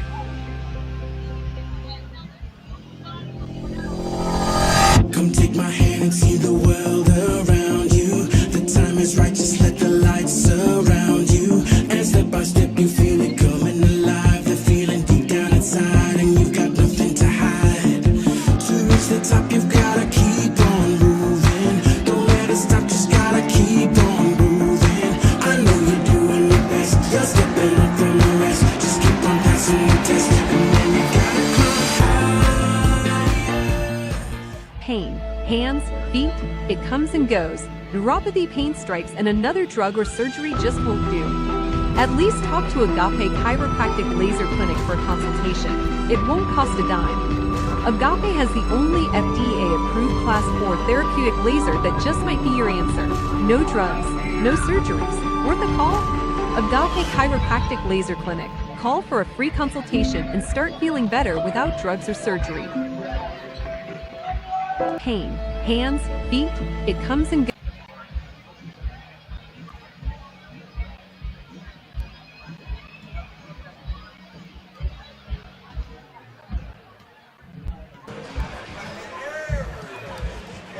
Quick look at our halftime stats here for the Benton Bobcats. Our key for the Bobcats to pull the upset here tonight at the rack was to shoot the ball well against the Raiders, especially from three-point range. Unfortunate for the Bobcats, unable to do that. They are taking threes. So far they've taken 56% of their shots from three-point range, 15 of their 27 shots, but they've only made 4 threes, only made 6 shots overall, shooting 22% from the field. The other key for Benton to pull the upset here tonight at the rack is forced turnovers. So far, the Bobcats have forced 7 Raider turnovers, forcing the Raiders to turn the ball over on 21% of their possessions, which is below the Raiders' average so far this season of turning the ball over on 31% of their possessions. And that's even below what the Bobcats are normally forcing of their opponents, forcing their opponents to turn the ball over on 23% of their possessions. So our concern for the Raiders hasn't been as big of an issue yet so far. And our concern for the Raiders is teams were able to score against the Bobcats by shooting three-pointers. Bobcats' opponents shooting 42% of their shots from three-point range, and the Raiders struggled in their last game against Center Point Urbana from three-point range, going 2 for 12. So far tonight, they are 6 for 13, shooting 46% from three-point range, taking half of their shots from three-point range. So normally it's the two-point range where the Raiders have performed very well. Tonight, so far, they are 5 for 13 from two-point range and 6 for 13 from three-point range. They're better behind the arc than they are inside the arc. And just like those keys of the game were huge. We see the Bobcats shooting at a clip of 4 for 15 from 3 in the first half at a 26.7% clip, which is just the thing that has really strived them to just win a lot of games towards this beginning of the season and towards the rest of the season. Is their three-point shooting has to be there, and they've been slow here in the first half. Then we see with the Raiders, offensive rebounding has been one thing that they've really done well, and they're only one offensive rebound in the first half. So the Raiders are going to add, and little stat here, man. Shapansky's like the stat statistician. Like, if you need stats from any team, just contact him. Best history teacher. Raiders come in averaging 50% of their misses, collecting 50% of their misses on the season, averaging 11 offensive rebounds, and so far sitting with 1. So excellent job by the Bobcats. And that's what's keeping them in this game. And if they start hitting threes, this could get tight real fast. So we've seen Benton all game long playing man-to-man defense. They come out here in the second zone half. Action. Yeah, 2-3 zone. Almost another turnover there. We'll see how the Raiders respond here. Hooker getting a screen from Weiskopf. Under 10 now. Driving as Hooker gets another screen from Cockrell down to 5. Weiskopf against Gilbert. One step to his left. Off back iron. There's an offensive rebound for Cockrell, and it's good. Back up and in. Just as we said, what the Raiders like to do is crash those offensive boards. Number 1, number 2 offensive rebounders from last season. Derek Weiskopf, Kellen Cockrell. And a quick response there from Gavin Brooks. Great shot there for the Bobcats. That's what the Bobcats need, are those 3-pointers. And that's how they open up. So both teams doing what we'd like them to do, and that's another thing we like the Raiders doing, is points at the basket there, points in the paint. Coming right back is Great defense Brooks. there. That's almost the new thing anymore. Don't try to draw a charge. Just jump straight up. Keep that verticality. Cockrell to a cutting Armbrecht. There we see it once again. A great finish there by Armbrecht. Is Brooks just went straight up. He just went straight up, and no foul called. You try to draw a charge there, it's going to be a block, and you might have an and one. A great strip there by Armbrecht. Hooker comes away with the steal off the deflection by Armbrecht.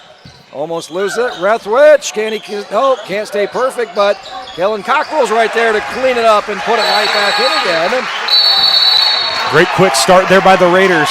Just like we said, offensive rebounds are key for the Raiders. 2 quick boards offense there by Kellen Cockrell, putting up a quick 4 points for him in this second half. Really nice start for the Raiders, up 14, now 36-22. We really like this quick turnaround, and this is what the Raiders do well. Offensive rebound leading to easy points in the paint, which is something we've always done very well. Right, you like to say both coaches like to play at a quick pace, get up and down the floor. Raiders came in averaging 61 possessions a game, and the Bobcats 64. We're on pace for about those 64 possessions here in this game. So both teams are getting up and down the floor just like the coaches like to play. Bobcats cut that Raider lead, 9-point lead, down to 8, 30-22. Raiders on a quick 6-0 run here with those offensive rebounds by Cockrell and the drive by Weiskopf. And that's what we expect to see from the Raiders, those offensive rebounds, points in the paint. And that's what they've had to extend the lead from 8 down to 14 now, which is their largest lead so far of the night. And a quick update from Van Horn, the Williamsburg Raider girls up 43-41 on the Bobcats. Nice. Which is that's a very wow, because the Bobcat girls, we know they made a state tournament appearance last year. Very good, returning a lot of key players, and with Williamsburg leading them, it's awesome. Nice. No more Jenna Tweed, of course, up there in Benton, but still returning quite a bit of talent. Emma Townsley, one of the top scorers in the WAMAC. Started out ranked number 2, suffered a couple of losses so far this season, as you're going to do in the tough WAMAC. The WAMAC for the girls, my goodness, you're playing a ranked team every single night. It is insane. Nice poke away by Hooker. And just like you said with ranked teams, we saw number 1 versus number 2, CCA versus Solon just here the other night this week, and you see CCA outscore them 24-2 in the fourth quarter and end up winning by 21, 58-37. So CCA with a really prominent victory there in the WAMAC conference for them, which will put them at the top of the WAMAC conference. What the Spartans, they don't have much size. They have Callie Levine, but size is what can beat them. And what does Clear Creek Amana have? Size. They have size. What does Benton have? They have 3-point shooting. Another 3-pointer there by Gavin Brooks. And that's the thing for the Raider girls is they've got a lot. They're very young. I'd say they're one of the youngest teams in the WAMAC, which is very prominent. I don't think all of the starters that they have right now, I think Claire Sinclair is the only senior in there, but they're very young with stud point guard Carly Rich, McKenna Hughes, bringing in Kennedy Skaggs from Davis County was another huge bring in. But the girls, their upside for the next couple of years is very good and very strong. So the arrow is definitely pointing up. There's a couple other teams, Independence, very, very young. We saw them the other night. Their arrow is pointing up as well. They're going to struggle when you're playing varsity action with a bunch of freshmen and sophomores. So they might suffer right now and see some losses. But, there's some WAMAC teams. And, again, you're playing somebody ranked every night. That is so tough when you're building a program like Williamsburg, like Independence, and some of these teams. You're going to suffer some tough losses. But hopefully the kids stay with it, and when they're juniors and seniors, they'll see hopefully some W's coming out the other end. And just like you said with CCA's height, they've got 6'1" Bliss Beck, who's a stud on their first-team All-State volleyball player for them, going to take her talents to play volleyball at Drake. They've got Ava Locklear, who is so good, outside shooter, inside the paint as well. Just very good all around. She's going to play some D2 ball. And then you've got Sam Scrange, who's going to take her ball to Mount Mercy to play volleyball. And then they're just all around, just volleyball and basketball, very good. Usually those two go together. But, those two, and not only are they great scorers, but they're also great passers. I think both of them are probably top 10 in the WAMAC in assists. They play that high-low game. So, 1, 2, Mount Marion is excellent on the girls' side as well. We saw that when the Raiders went over there to Marion. So Mount Vernon is another one with Chloe Meester in the middle over there. And unfortunately for Brooke Krogman, probably the most productive player. I think she has like 30 blocks already on the season. And, at West Delaware, and you're probably the most productive player out of the whole batch. So it's a tough ball game every single night in the WAMAC. When so many teams ranked, it's crazy, but at the same time, you're getting a quality basketball game every single night.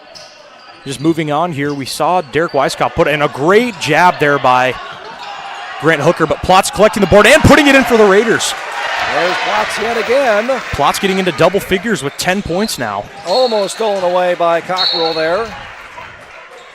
Weisskopf, Armbrecht, and Westridge quickly check into the ball game. And Plotz continuing working on his Farm Bureau star player of the game with another offensive rebound for the Raiders. Only had one the entire first half. That's the third one already here in the second half, and they've led to easy points and points in the paint. First half was Raiders' three-point shooting to build the lead. Second half here, it's points in the paint and offensive rebounding to extend the lead.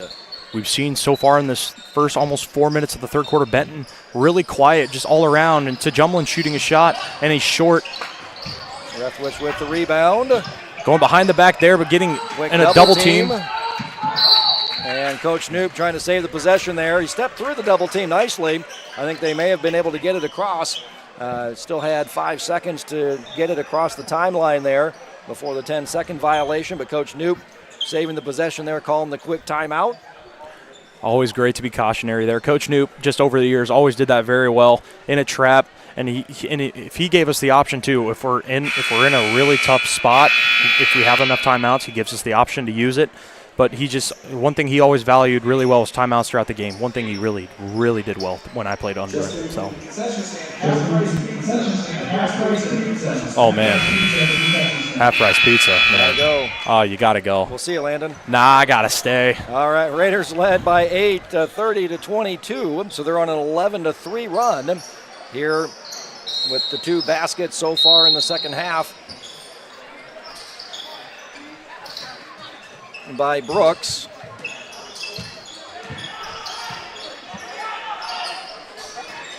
And Rethwich looking inside for John Eichhorn, got him sealed. Great seal there in the mismatch. John kicking out to Rethwich in the corner. Rethwich driving on a Sanka and puts it up, and he's long. John Eichhorn collecting another offensive rebound. Arbrecht thinking about it, and Rethwich wide open in the corner. He shoots, and it's good. Good again for Rethwich. Rethwich getting those 3 early fouls quick in the first half, but responding very well. His three-point shooting is key, and we're going to call him bump Low foul block, there but on Rethwich. Right when I say he's been limiting those foul trouble, he gets his fourth here late in the third quarter. On the bump there as Sanka was driving baseline.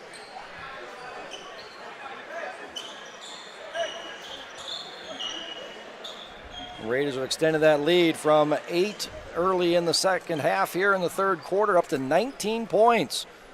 Largest of the game. 1 point lead, 14-13 at the end of the first quarter. The Jumlin inbounding, gets it to Spina. He shoots a three, and it's short. Rebound by Weiskopf there. Great board there by the Raiders. Pushing it up to John Eichhorn. We're going to get a body on Sanka there. I figure you got to call something there. Kind of a late whistle but on the loose ball. Coach Carlson just calling that on. Calling that on John Eichhorn. They're calling it on John. They're calling it on John Eichhorn. Usually the offensive player has the right to go after the ball.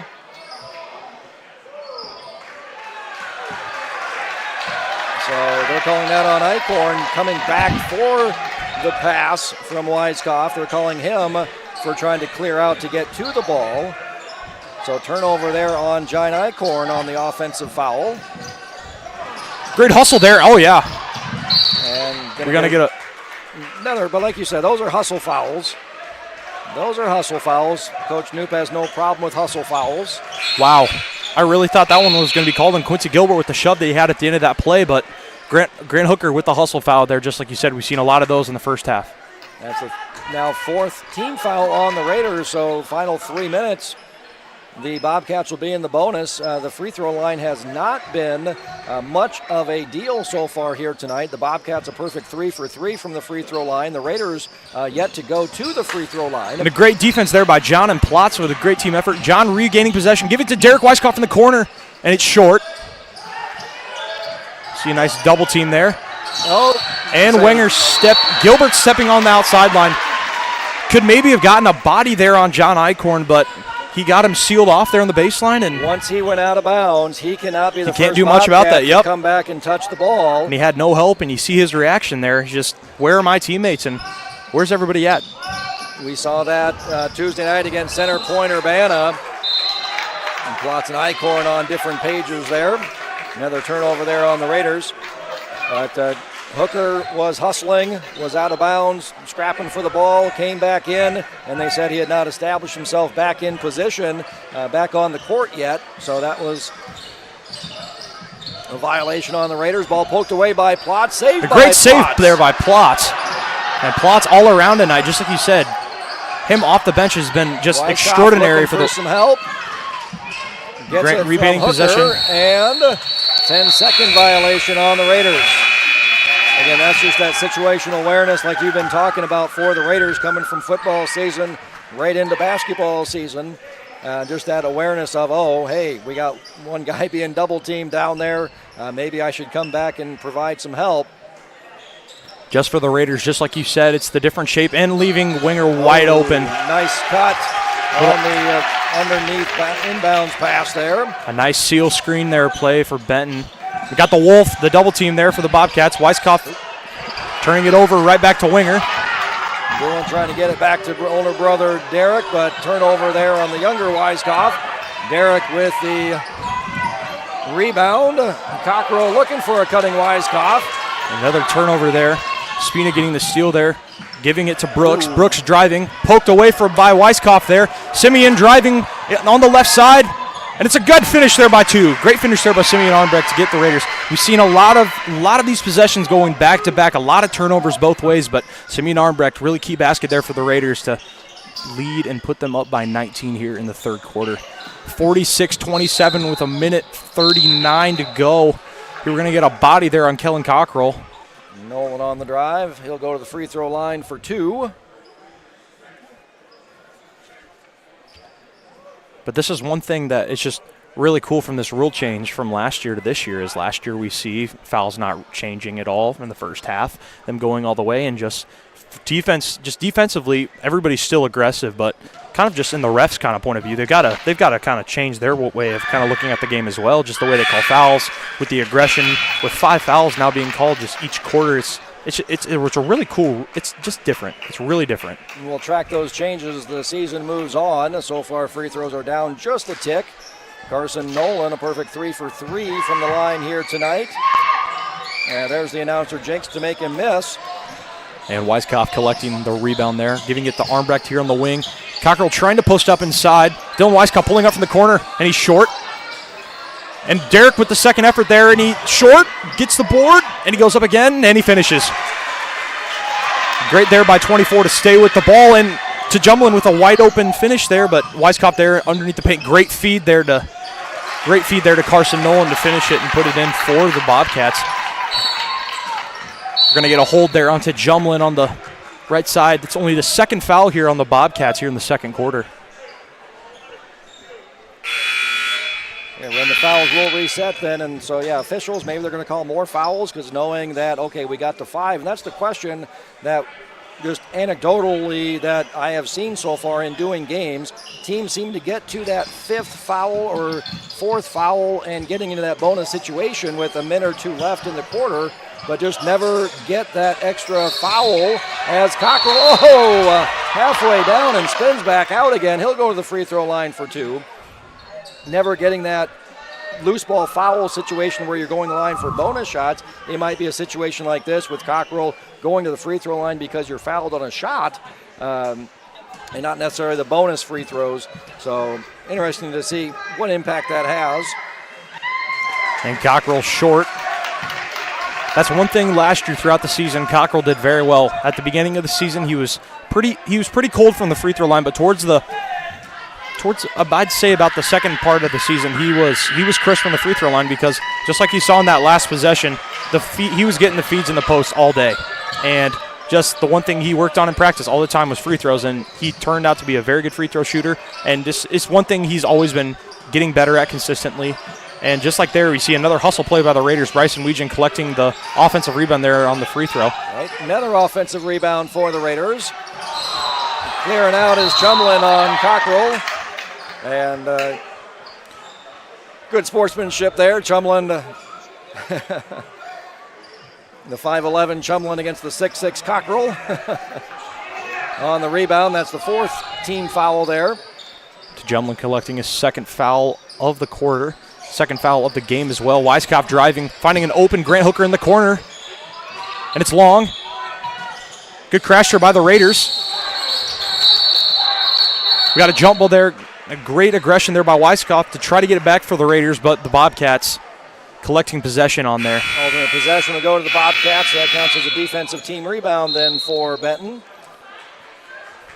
25 seconds remaining. Raiders now up by 18. Largest lead so far in the night was 20, 48-28. Looking to score right now. It's hard to believe it was a 1-point game at the end of the first quarter. Yep, this just me and the guys just over the years, just us playing as well. It's just we've always been a big second half team. When you get the talk from Coach Knoop in the locker room, he'll always wake you up. He always gets a really good talk to wake you up and just really put you in a good spot. And he must have gotten a really good talk to the boys at the halftime break. And Grant with the step back.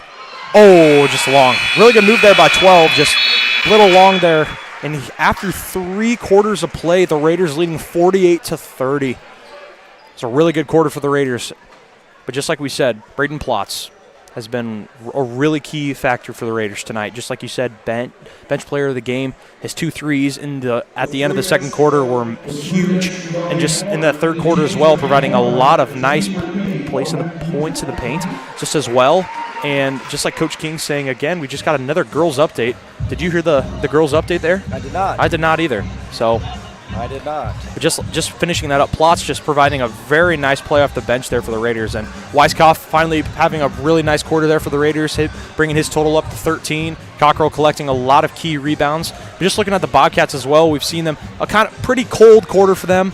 We see Gavin Brooks getting another 3 earlier in that second quarter. We see Quincy Gilbert still getting those hustle plays that he has all game. Wyatt Rinderknecht getting into kind of a little tangle there at the end of the third quarter with Dylan maybe knocking out a contact there.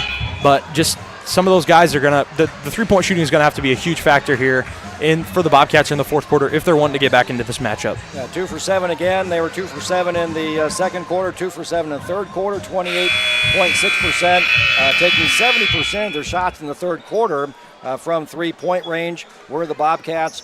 Raiders heating up there in that third quarter, shooting 47% in the third quarter, 2 for 6 from three-point range, effective field goal percentage of 53%, and crashing that offensive glass. 8 offensive rebounds in the third quarter alone, had 1 in the entire first half.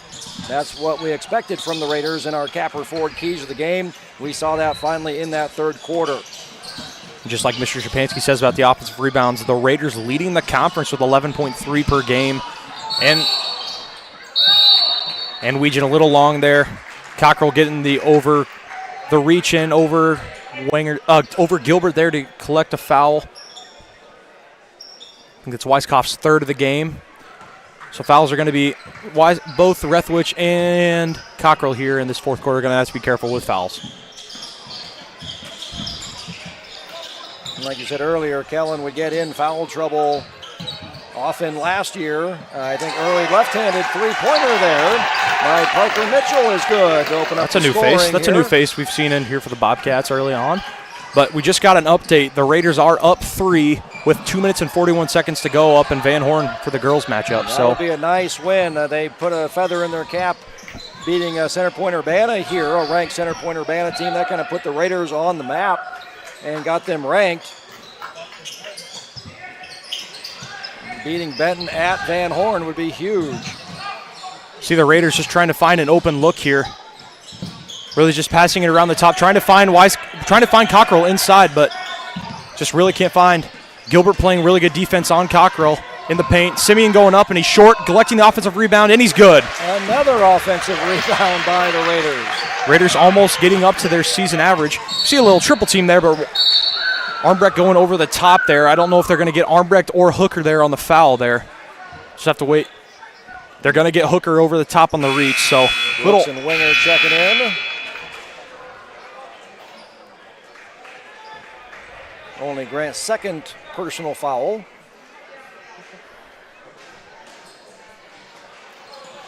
Serve the top there. Parker Mitchell getting possession there. Giving it back to Gavin Brooks. Winger here at the top. Back cut there by Spina. Raiders back in that typical man-to-man defense. On the drive was Brooks. And we're going to get a bump and another foul on Hooker. That's going to be his third. That's going to be 3 Raiders with 3 fouls now. And that's already in this almost a minute and a half in play here in the fourth quarter. Raiders already having 3 fouls. We're going to see, and a wide open Mitchell drives, kicking to the quarter to Spina. Him driving baseline. Maybe back to Mitchell, Winger. Good recovery there by the Raiders to get back on defense. And a nice drive there, but just short. Eichhorn collecting possession there for the Raiders. Cockrell driving, giving it to an open Hooker. And they come from behind there with a steal there by Carson Nolan, and Spina taking it in possession, giving it to Carson Nolan to finish off the layup. Raiders now leading 50-34 with 5 minutes and 54 seconds remaining.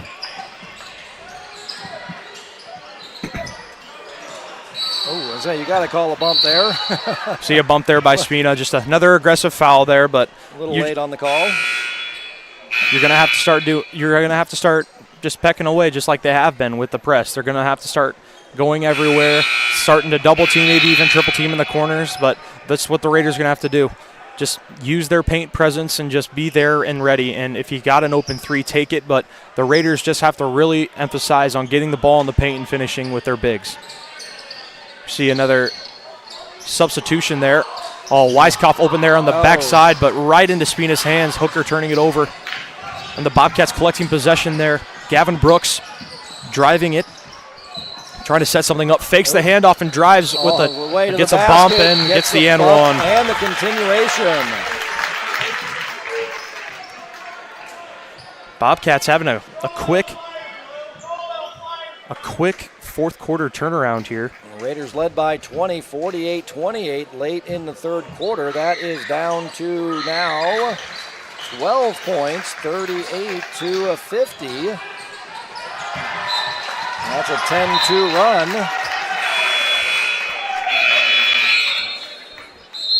That's one thing for the Raiders that they've got to do is maybe I know Plotz inbounding with the big guy there, but maybe putting Weiskopf or Rethwich down there just for a better ball handler if Hooker has to give it up again.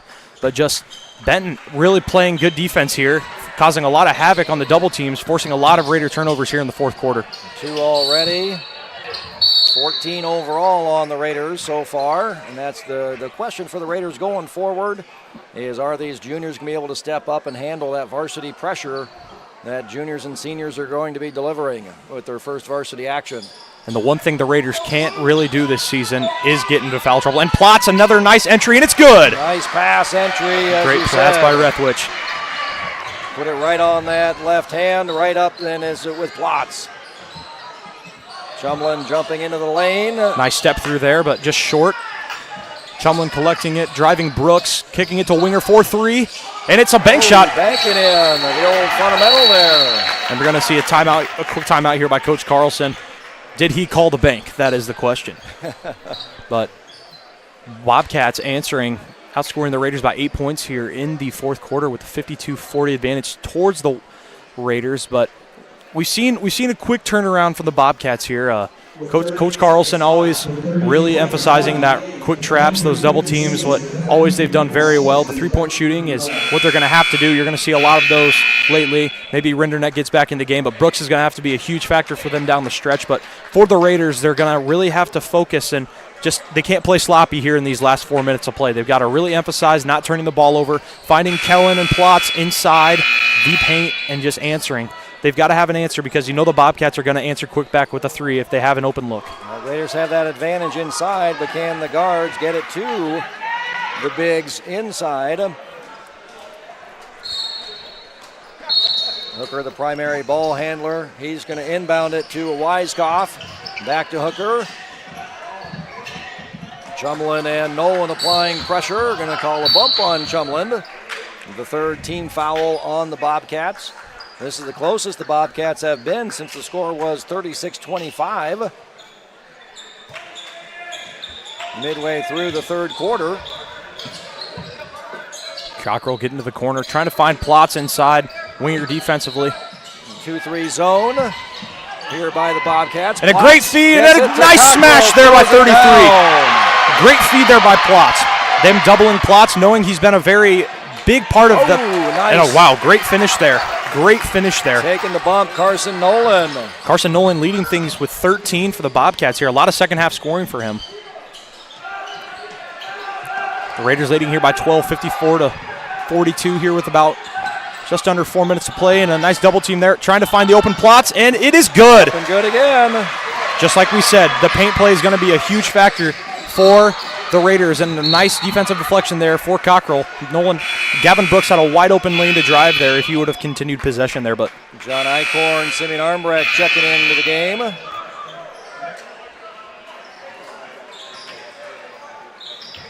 And your primary ball handler, Grant Hooker, coming out.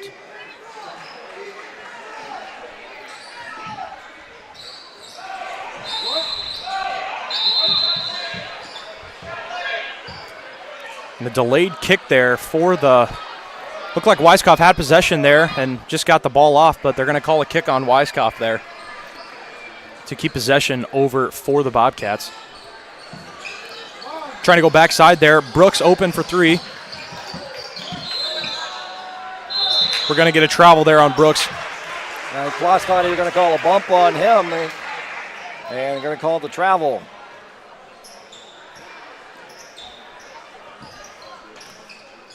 With Hooker out of the game, Weiskopf's going to have to be a pivotal point guard here for the Raiders. But that's the one thing we've got to see more from the Raiders. Armbrecht and Rethwich are going to have to play their part and more of a 2-3 kind of player this year because of the lack of guard play that the Raiders have this year. Right, that's going to filter down to all again. And Plotz once again. Unbelievable. Plotz now with 16 on that night off the bench. He's been playing absolutely fantastic here for the Raiders tonight. But just like we said, all of Plotz's entries have been fantastic. Cockrell providing great passes to him. Weiskopf, just great passage. And John going down, and he gets fouled. Great push pass there by Cockrell to get that lane open for Eichhorn there. Eichhorn going to the line to shoot two here.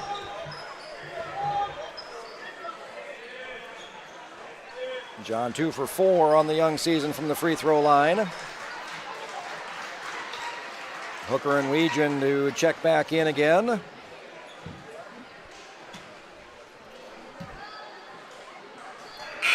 game in Van Horn must have ended in a really tight one, but Benton beating the Raiders. Must have been a 1 or 2 point game. Raiders must have had the ball in the last possession, but did not capitalize.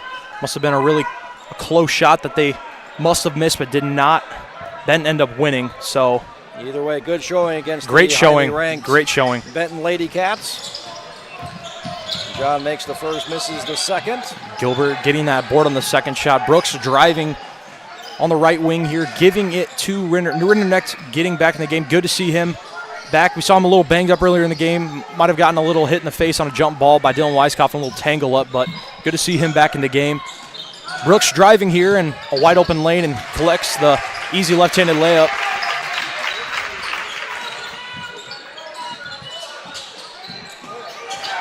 Weegan a little out of control there, but Hooker getting the ball for the Raiders with 2 minutes and 45 seconds left. Raiders up 59-44.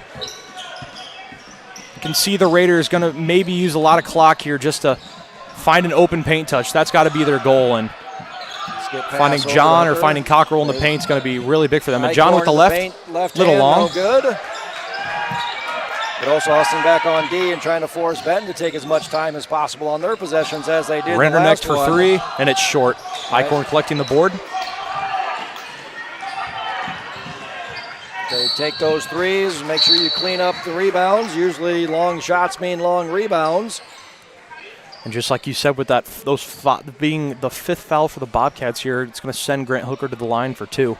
4 for 6 from the free throw line on the young season. We've seen the Raiders it's been a very fast-paced game. It's just both teams just a little out of control tonight, which was what we've seen, but Raiders still playing good defense. A lot of things have gone their way tonight with a lot of really nice post entries from both Cockrell, Weiskopf, just all around the board. And we've really had a very nice time, but the Raiders on defense mostly have really guarded the paint well, limiting Benton from shooting the 3. We know that Benton is kind of shoot a little cold tonight from the 3-point line, but it's just both sides of just Raiders really playing very good defense on the outside perimeter and in the paint as well. But here we've got some new guys in for the Raiders. Logan Hummer, number 3, entering the game, and we're going to see a turnover there by Winger there for the Bobcats to regain the possession for the Raiders. See Hooker get it. 2 minutes to go. Raiders up by 17. So they took that charge by the Bobcats when they cut it down to 11. Since then, it's been a 9-3 run by the Raiders as the Raiders turn the ball over. Just another quick thing there. Just the little things. Just Rethwich driving there. Hummer backdooring, but going back to the corners because he recognized he was going to be open for a 3. Just the things that just the fundamental things for both teams. Jump stopping in the lane, making sure you're under control. Just those little things are always huge for a team when driving. And Hummer getting the foul and sending Gavin Brooks to the and 1 to the free throw line. And speaking of driving, there goes Gavin Brooks through the lane for a layup and the and 1 opportunity. PJ Carey, Griffin Becker, Grady Weegan checking in the game for the Raiders as well. And Brooks short on there. Great board there by Grady Weegan there. Right. Again, this is where everybody left him. We're going to see Coach Noob call a quick timeout to set up a little press breaker here with almost about a minute 30 left in the game here. We see a lot of subs coming in. And yep, here comes the Bobcats clearing their bench as well.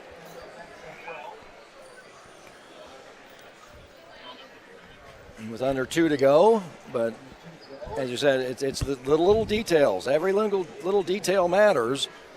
You have to all be on the same page. Yep. Is he going out to the corner? Is he cutting back door?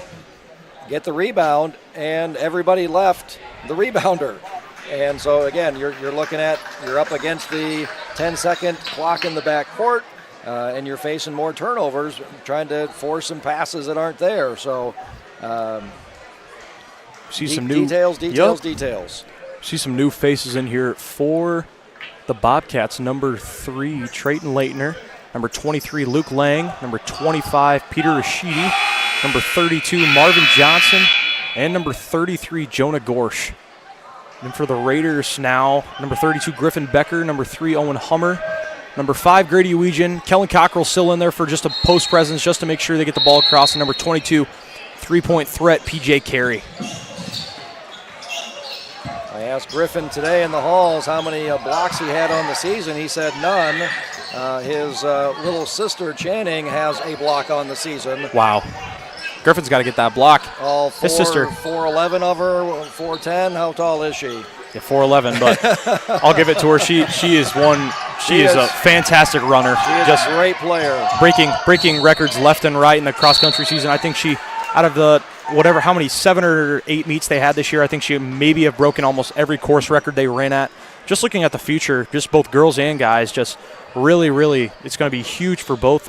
Raiders might have another track season after winning being state title last year in track. It's just going to be another good year. Bringing up a freshman, Ava Hooker, who's posting fast times in the Open 4, running a 57, which would have been 4th or 5th in out of all of classes this year in track. But it's just going to be a really fun spring here in Williamsburg. So yeah, Cockrell shooting his second, and a little short there.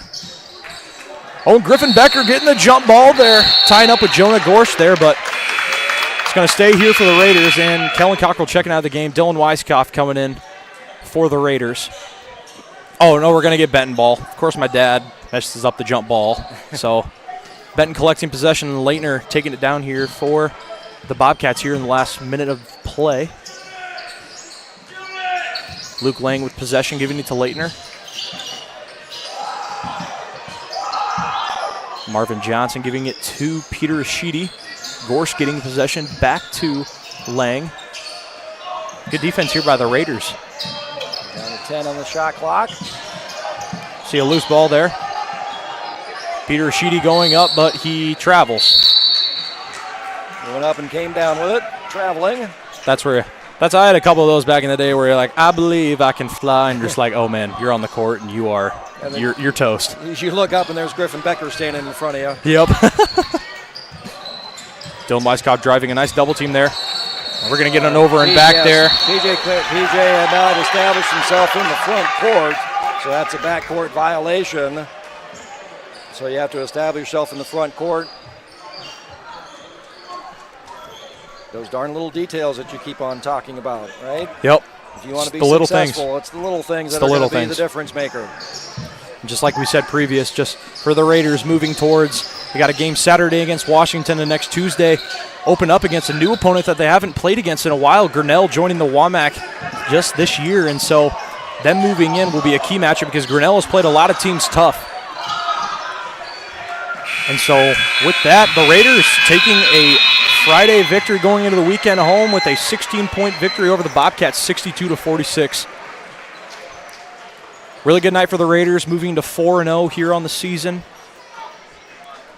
Just all around, Bobcats, we know that they are a good team, up and down. We've seen them just last year in the playoffs. When we played them in the playoffs here at the RAC, they were beating us here at halftime, and just the second half Raiders is just a really big part of the victories that we succeed on. So really big here tonight. We see the Raiders have a really nice second half to take the dub over the Benton Bobcats, but really good night here for the Raiders. We thought the Bobcats had to shoot the ball from 3. They did shoot the ball from 3, 54% of their shots coming from three-point range, 27 of their 50 field goal attempts. They only made 8 of those, shooting at 29% from three-point range. So the Raiders doing a good job of stopping the Bobcats from making those three-pointers tonight. The Raiders early on in the first half shot the 3, making 6 of their 8 three-pointers in the first half. That's what got the Raiders the lead early. And then late it was the Raiders attacking like they normally do, shooting 47% from the field in the third quarter, 56% from the field in the fourth quarter, and they started going inside. Only 1 three-point attempt in the third quarter, going 5 for 8 from two-point range in the fourth quarter. They were 7 for 13 from two-point range. The free throw line turned out to be not much of a factor there. That was a push going in. 5 for 7 for the Bobcats, 4 for 8 for the Raiders from the free throw line. The other capper forward key to the game for the Raiders was rebounding. The Raiders only had one offensive rebound in the entire first half. They had 7 in the third quarter alone, 8 in the third quarter, and ended up with 11, which is about their average, 11 offensive rebounds. So collecting 50% of their misses, and that's what we expected the Raiders to do. Not after the first half with only one, but they did that in the second half and dominating in the paint, as Landon said, like the Raiders like to do. The concern was turnovers. The Raiders turned the ball over 16 times tonight, turning the ball over on 25.8% of their possessions. So that's slightly below their season averages, slightly above what the Bobcats forced their opponents. But it wasn't enough for the Bobcats tonight as the Raiders win by 16, 62-46. So the Bobcats return to Van Horn to host the Clear Creek Amana Clippers on Tuesday for Pep Band Alumni Night. The Raiders' next game will be our next broadcast tomorrow, Saturday, December 16th, as the Raiders host the Washington Demons of the Southeast Conference in a girl-boy doubleheader, with the girls' varsity game starting about 3 o'clock with the boys to follow. A big thank you to Robbie Allison, Cooper Bott for doing stats and running the video board, and all the technical assistance from Veronica Heitman and Todd Yelland. For my color man, Mr. Landon Jepson, coming back to join us tonight from Wartburg as he's on winter vacation already. Thank you for joining us on our Williamsburg YouTube channel for tonight's boys basketball game between the Raiders and the Benton Bobcats. Good night from the RAC, the Raiders Athletic Center.